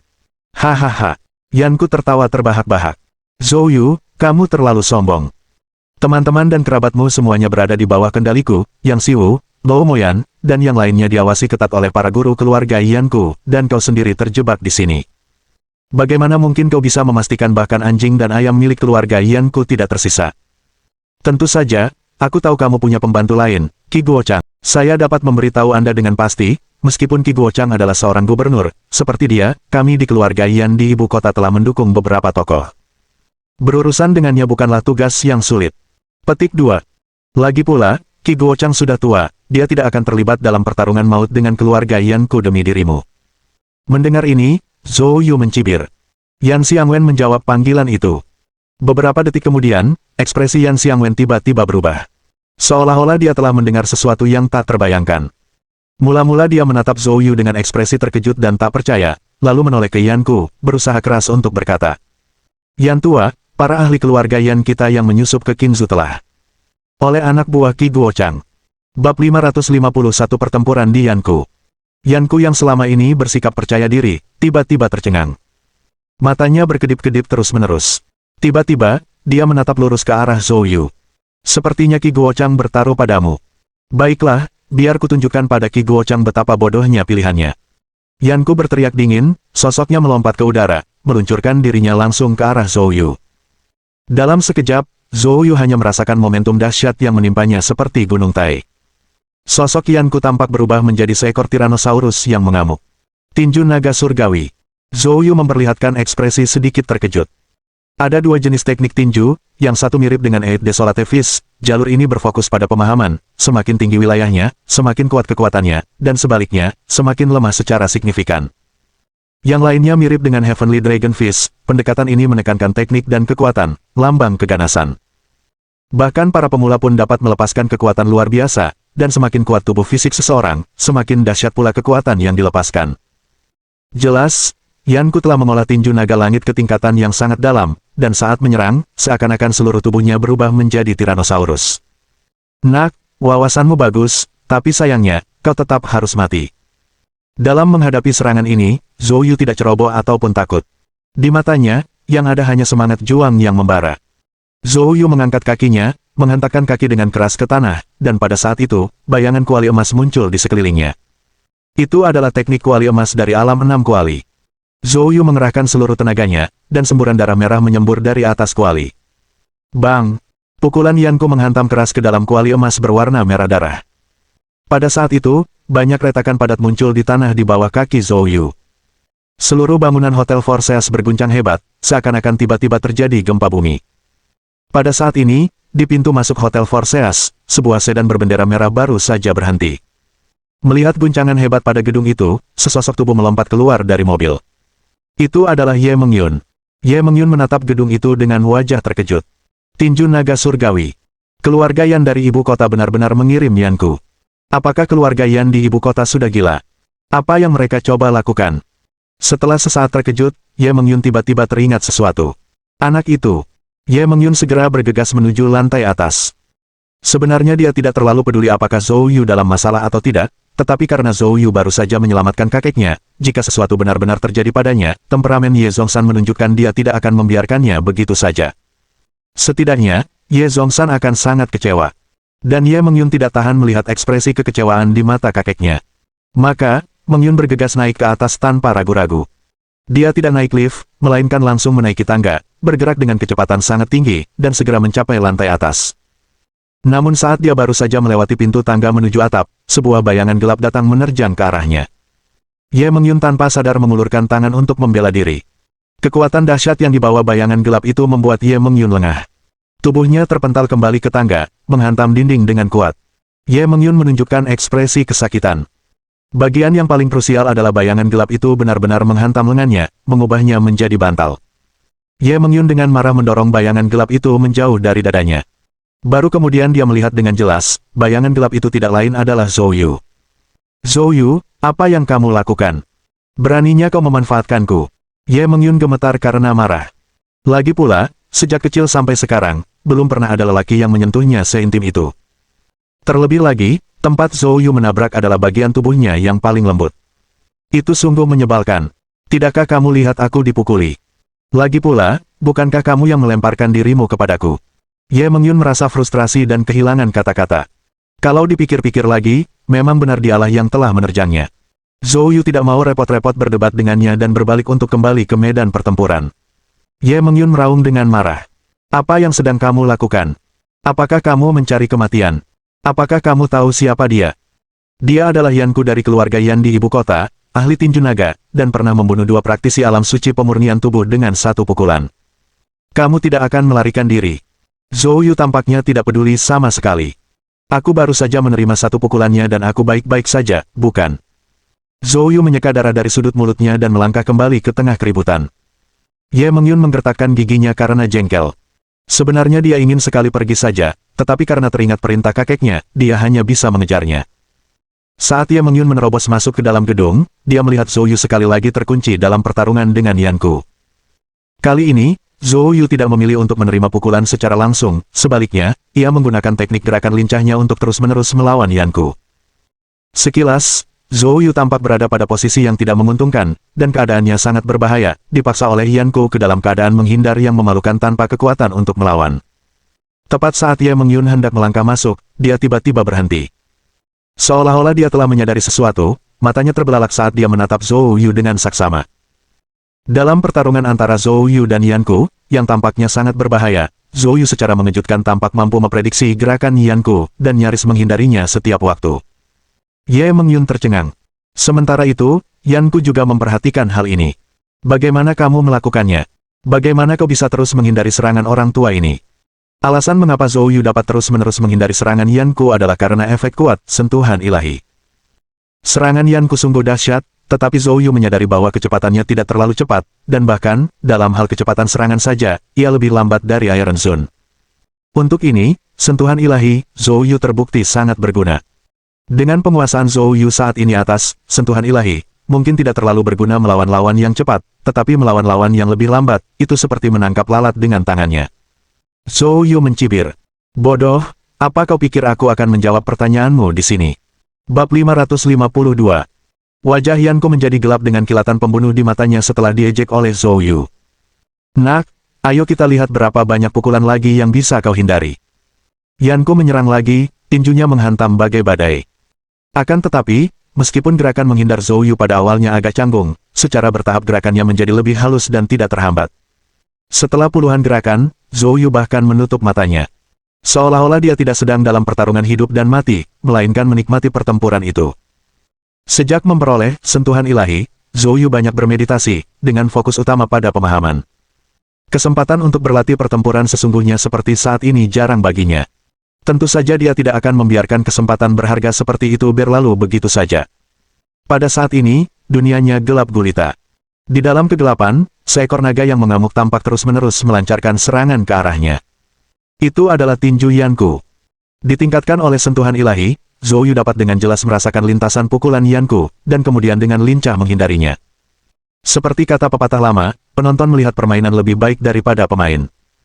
Yan Ku yang sedang marah tidak menyadari apa yang dilakukan Zhou Yu, namun Ye Mengyun yang berdiri di sampingnya, menyadarinya. Zhou Yu sebenarnya menggunakan Yan Ku untuk berlatih teknik bela diri. Kesadaran ini mengirimkan gelombang kejut melalui hati Ye Mengyun. Dia kehilangan kata-kata. Zhou Yu gila. Apakah dia tidak takut mati? Dia bahkan berani menggunakan Yan Ku sebagai alat untuk berlatih teknik bela diri. Kalau saja para jenius di ibu kota tahu kejadian ini, apa yang akan mereka pikirkan? Tatapan Ye Mengyun ke arah Zhou Yu berubah untuk pertama kalinya. Apa yang sedang dilakukan Old Ku? Mengapa dia bahkan tidak bisa menghadapi Zhou Yu? Pada saat itu, dia tiba-tiba memperhatikan Ye Mengyun. Ekspresinya langsung menjadi serius. Hubungan antara keluarga Ye dan keluarga Yan tidak begitu harmonis. Mungkinkah dia datang untuk anak ini? Kulit Yan Xiangwen terus berubah. Saat itulah Yan Ku akhirnya menyadari ada sesuatu yang salah. Dia juga menemukan bahwa Zhou Yu sebenarnya menggunakannya untuk mengasah keterampilan bela dirinya. Kesadaran ini menyulut amarah Yan Ku yang membara, perasaannya bahkan lebih tidak menyenangkan daripada jika dia ditampar wajahnya lebih dari 10 kali. Dalam kemarahannya, Yan Ku melancarkan kedua tinjunya, mengubah Gangjin yang ganas menjadi puluhan naga yang mengamuk, langsung menyelimuti area dalam radius 100 meter di sekitar Zhou Yu. Cara bertarung ini sangat menguras tenaga Gangjin. Matanya tiba-tiba terbuka, seringai dingin terpancar di pupilnya. Tidak mengizinkanku berlatih. Baiklah, kalau begitu aku akan ikut bermain denganmu. Zhou Yu langsung melepaskan Eight Desolation Fist, dipadukan dengan Dragon Gang Strength, dan melayangkan pukulan untuk menghadapi serangan yang datang. Ledakan. Tinju mereka akhirnya beradu. Seketika, suara seperti ledakan meletus, dan gelombang Gangjin yang mengerikan menghancurkan sekelilingnya. Tubuh Zhou Yu terdorong paksa 10 inci ke lantai beton bertulang baja. Nak, kenapa kamu tidak menghindar sekarang? Mata Yan Ku dipenuhi amarah yang gelap. Beraninya kau menggunakan aku untuk mengasah kemampuan bela dirimu, kau sedang mencari kematian. Pukulan ini akan merenggut nyawamu. Petik 2. Sambil berbicara, Yan Ku melayangkan pukulan secepat kilat. Pukulan ini adalah salah satu jurus mematikannya. Kecepatan tinju itu secepat kilat, dan Gangjin sangat terkonsentrasi, membuatnya 100 kali lebih mematikan daripada serangan luas sebelumnya.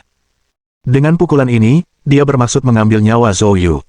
Namun, detik berikutnya, Yan Ku tiba-tiba membeku. Kulitnya berubah drastis. Dia melihat bahwa target awalnya, Zhou Yu, telah lenyap, memperlihatkan Ye Mengyun yang berada di belakangnya di tangga. Yan Ku berteriak marah dan terkejut. Ye Mengyun adalah seseorang yang istimewa, dia adalah cucu perempuan Ye Zhongshan yang paling dicintai. Jika dia mati di tangannya, akan ada masalah besar.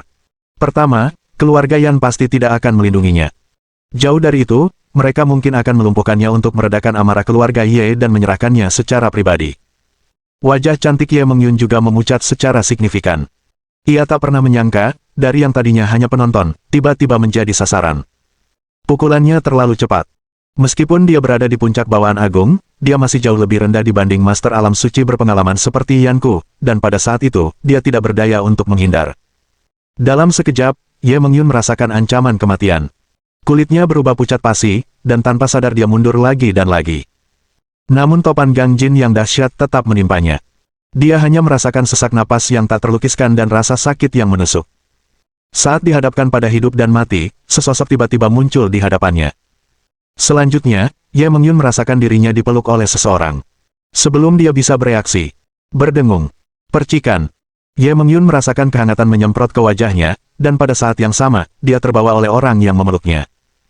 Ketika kekuatan pukulan mengerikan itu akhirnya menghilang, Ye Mengyun melihat dengan jelas bahwa orang yang menahannya tidak lain adalah Zhou Yu. Pada saat itu, wajah Zhou Yu pucat dan berlumuran darah. Bab 553 Provokasi. Dia awalnya datang untuk menyelamatkan Zhou Yu. Namun sekarang, entah dari mana, dia telah menjadi sasaran serangan. Bukan saja dia disemprot darah, tetapi Zhou Yu juga menuduhnya menyebabkan lebih banyak masalah. Secara logika, dia seharusnya marah, bahkan geram. Tetapi dia sangat menyadari situasi yang baru saja mereka hadapi, dan Zhou Yu tidak salah. Jika dia tidak ada di sana, Zhou Yu tidak akan dipukul oleh Yanku, apalagi terluka. Namun dia memilih untuk berbalik dan menyelamatkannya, dan menerima pukulan itu sendiri. Hal ini memenuhi hatinya dengan rasa syukur. Terjebak di antara dua emosi ekstrim ini, dia merasakan sesak yang menyakitkan di dadanya. Saat itu, wajah Ye Mengyun tiba-tiba berubah drastis. Meskipun Zhou Yu membelakangi Yanku, dia merasakannya. Yanku sebenarnya sedang mencoba melakukan serangan diam-diam. Zhou Yu ingin melawan, tetapi pukulan dari Yanku telah melukainya dengan parah, memperlambat reaksinya jauh dari saat ia dalam kondisi prima. Pada saat itu, Ye Mengyun tiba-tiba menarik Zhou Yu ke belakangnya dan melangkah maju untuk menghalanginya.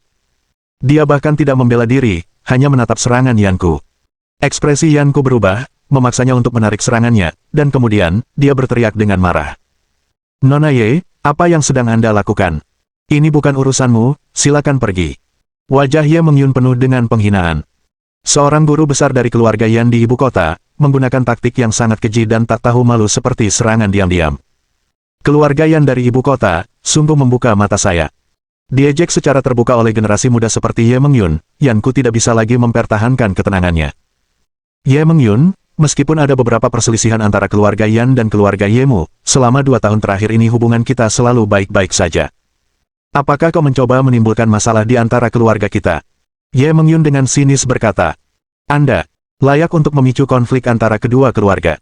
Letakkan jarimu di atasku dan lihat apa yang terjadi padamu." Wajah Yanku berubah menjadi warna besi gelap. Pada saat itu, Yan Xiangwen dengan marah mencela. "Ye Mengyun, apa maksudmu dengan ini?" Ye Mengyun dengan dingin berkata, "Dia adalah seseorang yang keluarga Ye ku janjikan untuk lindungi. Jika kalian dari keluarga Yan ingin menyentuhnya, kalian harus melewati aku terlebih dahulu." Mendengar ini, ekspresi Yan Xiangwen dan Yanku menjadi gelap. Mereka tidak mengantisipasi bahwa keluarga Ye akan terlibat dalam masalah ini. Jika keluarga Ye memutuskan untuk melindungi Zhou Yu dengan tekad, maka sesungguhnya, mereka tidak akan mampu menangkap Zhou Yu hari ini. Namun, membiarkan Zhou Yu pergi begitu saja bukanlah sesuatu yang dapat diterima Yan Xiangwen. Saat Yan Xiangwen hendak berbicara, dia dihentikan oleh Yanku. Yanku berkata dengan ekspresi muram, "Baiklah, demi Nona Ye, kita akan memberinya wajah ini hari ini." Setelah mengatakan ini, dia berbalik ke arah Zhou Yu. Setelah selesai, Yanku berkata dengan dingin, "Bawa Yan Bin, dan ayo pergi." Akan tetapi, tepat pada saat itu, Zhou Yu menyipitkan matanya. Dalam beberapa menit singkat yang baru saja berlalu, dia telah memanfaatkan Yi Wu Truki untuk memulihkan sebagian besar lukanya. Pada saat itu, gelombang aura kuat meledak darinya, langsung mengunci Yanku dan kedua rekannya. Wajah Ye Mengyun menunjukkan keterkejutan. Dia berbalik menatap Zhou Yu, mata indahnya dipenuhi ketidakpercayaan. Sebagai seorang rekan di puncak bawaan agung, aura Zhou Yu tampak sangat kuat. Apakah dia benar-benar berada pada level yang sama dengannya? Dia merasa lebih kuat dari beberapa Master Saint Realm dari keluarga Ye. Akan tetapi, di balik keheranannya, dia cukup kecewa dengan karakter Zhou Yu.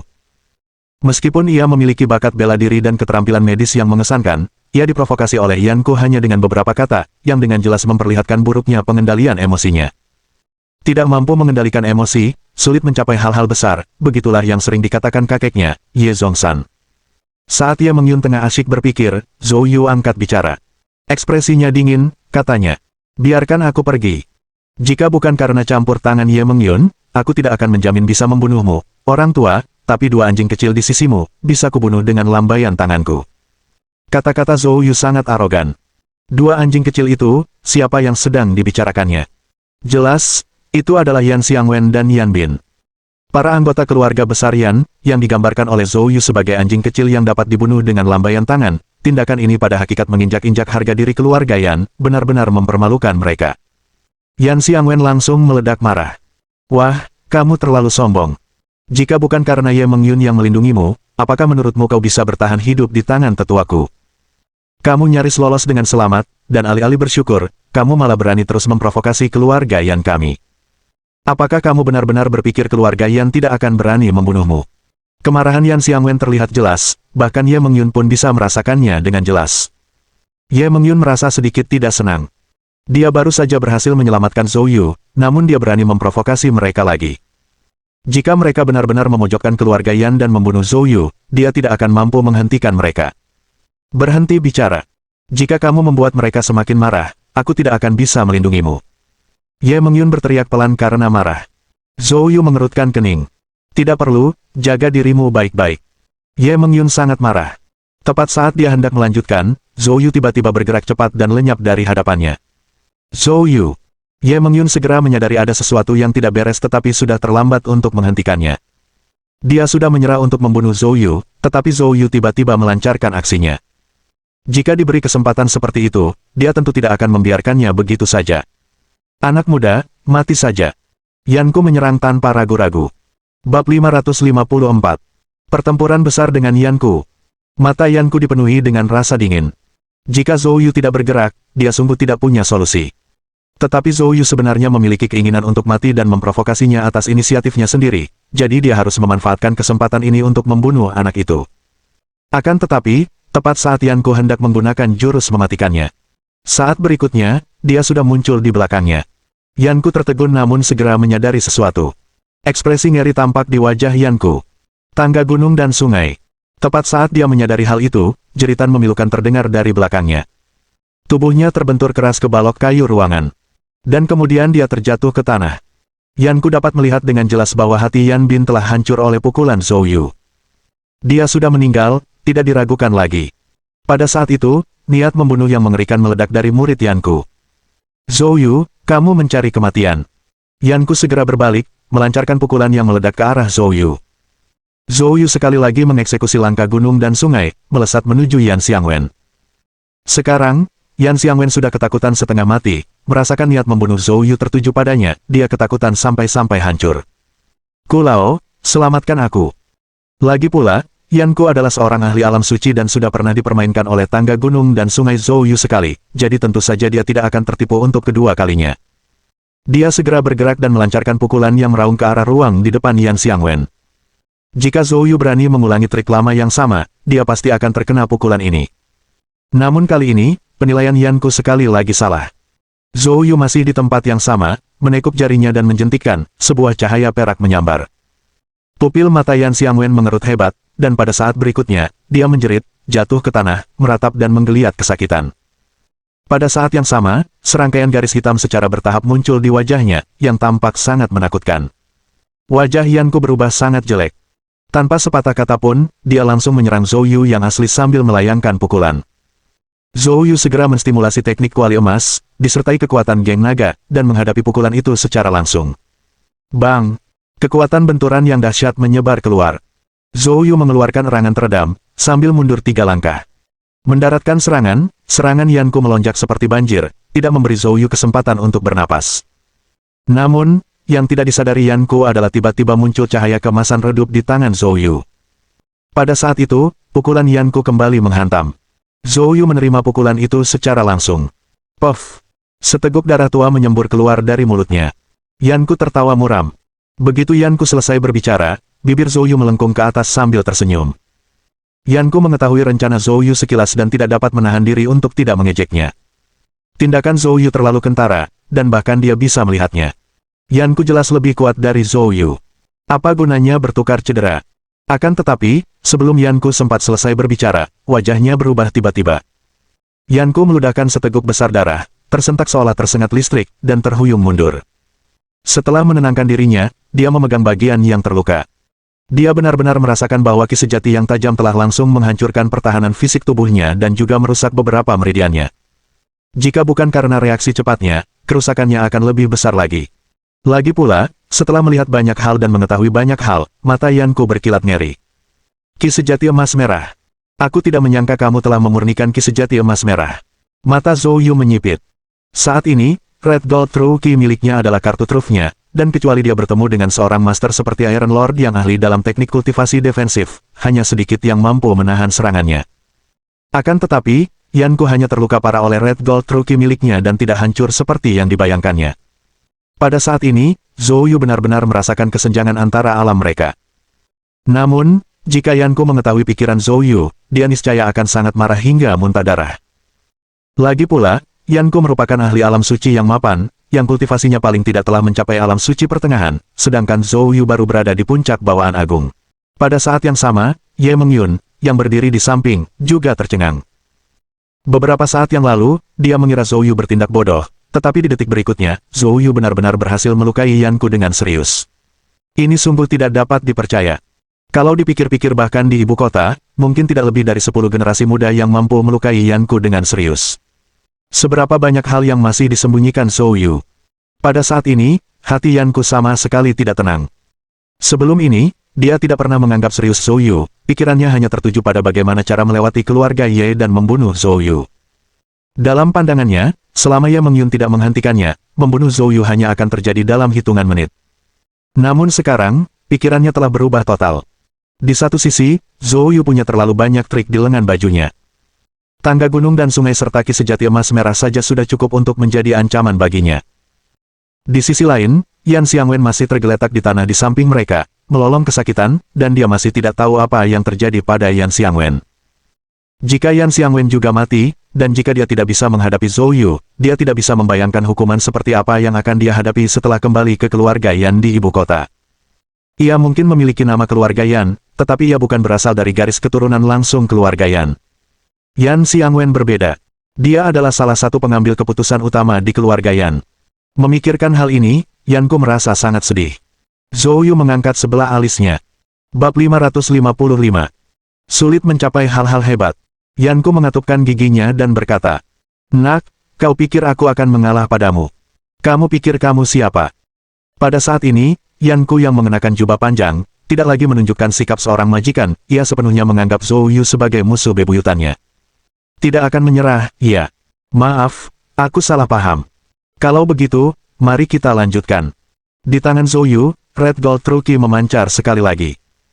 Mata Yanku berkedut, dia mengepalkan tinjunya erat-erat, tubuhnya gemetar, dia tidak dapat menahan diri untuk tidak meraung. Tunggu sebentar. Jika kau ingin aku menyerah, itu bukan hal yang mustahil. Namun, kau harus mengembalikannya ke keadaan normal, Yanku bersikeras, menunjuk Yan Xiangwen dengan marah. Bisakah kata-katamu dipercaya? Tanya Zhou Yu tanpa tergesa-gesa. Akan tetapi, dia tidak ingin sepenuhnya berselisih dengan keluarga Yan. Bagaimanapun, keluarga Yan merupakan keluarga terpandang di ibu kota.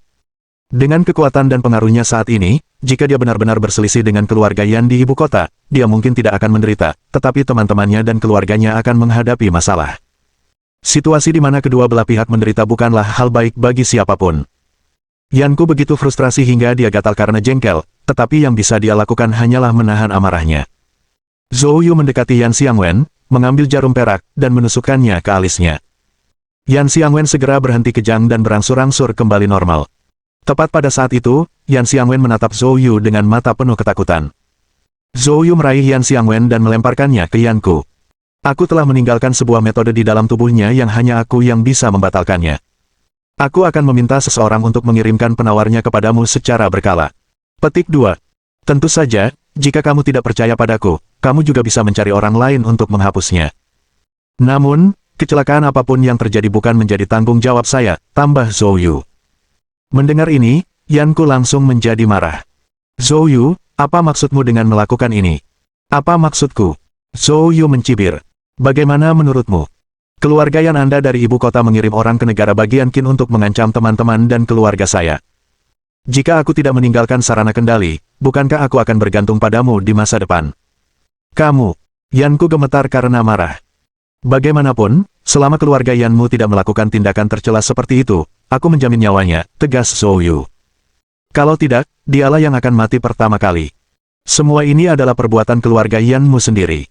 Mendengar kata-kata ini, wajah Yanku menjadi dingin saat dia menatap Zhou Yu. Setelah mengatakan ini, Yanku pergi bersama Yan Xiangwen. Zhou Yu tiba-tiba berbicara untuk menghentikannya. Ekspresi Yanku menjadi gelap. Zhou Yu bertanya dengan acuh tak acuh. Kamu masih perlu menjawab satu pertanyaanku. Saya tidak punya keluhan dengan keluarga Yan Anda di ibu kota. Kenapa kau memprovokasiku? Yanku menjawab dengan dingin. Itu adalah perintah nona ketiga. Kami hanya bertanggung jawab untuk melaksanakannya, saya tidak yakin alasannya. Petik 2. Mata Zhou Yu menyipit.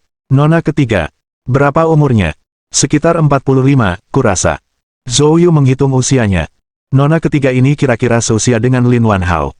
Mungkinkah, nona ketiga ini adalah wanita yang disebutkan Bai Yuzhen, wanita yang pernah berusaha mengejar Lin Wanhao. Tetapi mengapa dia mengambil tindakan terhadapnya? Hal ini membuat Zhou Yu sangat bingung. Tidak lama setelah Yanku pergi bersama Yan Xiangwen, Zhang Seng berjalan mendekat dengan gemetar. Zhou. Wajah Zhang Seng dipenuhi dengan kepahitan. Namun sayangnya, entah itu keluarga Yan dari ibu kota atau Zhou Yu, dia tidak mampu menyinggung keduanya. Zhou Yu tersenyum meminta maaf.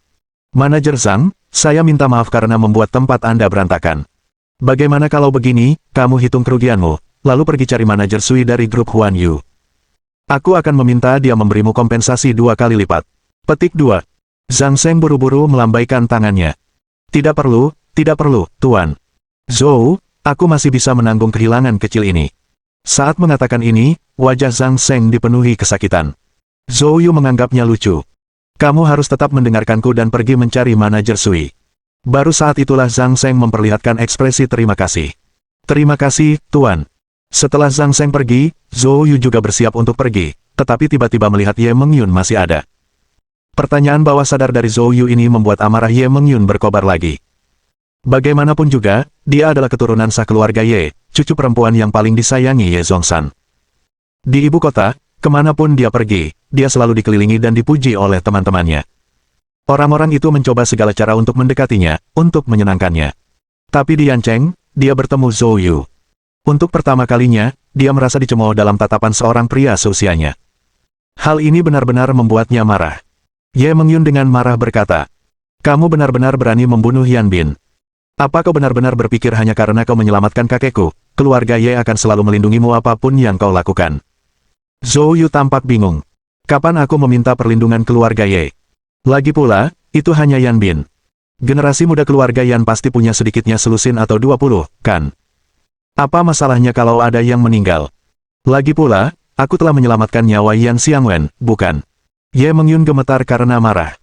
Disitulah letak kebodohanmu. Jika kau berniat membunuh, maka kau harus bertindak sejauh mungkin dan membunuh Yan Xiangwen juga, agar benar-benar ada efek jera. Namun kamu membunuh satu orang dan membiarkan yang lain hidup, kamu bimbang, kamu bukanlah seseorang yang mampu mencapai hal-hal besar. Zhou Yu kehilangan kata-kata. Apa hubungannya potensi kebesarannya dengan dia? Zhou Yu tidak mau repot-repot menjelaskan lebih lanjut. Saya melakukan apa yang saya lakukan karena suatu alasan. Jika kamu tidak mengerti, pulanglah dan pikirkanlah.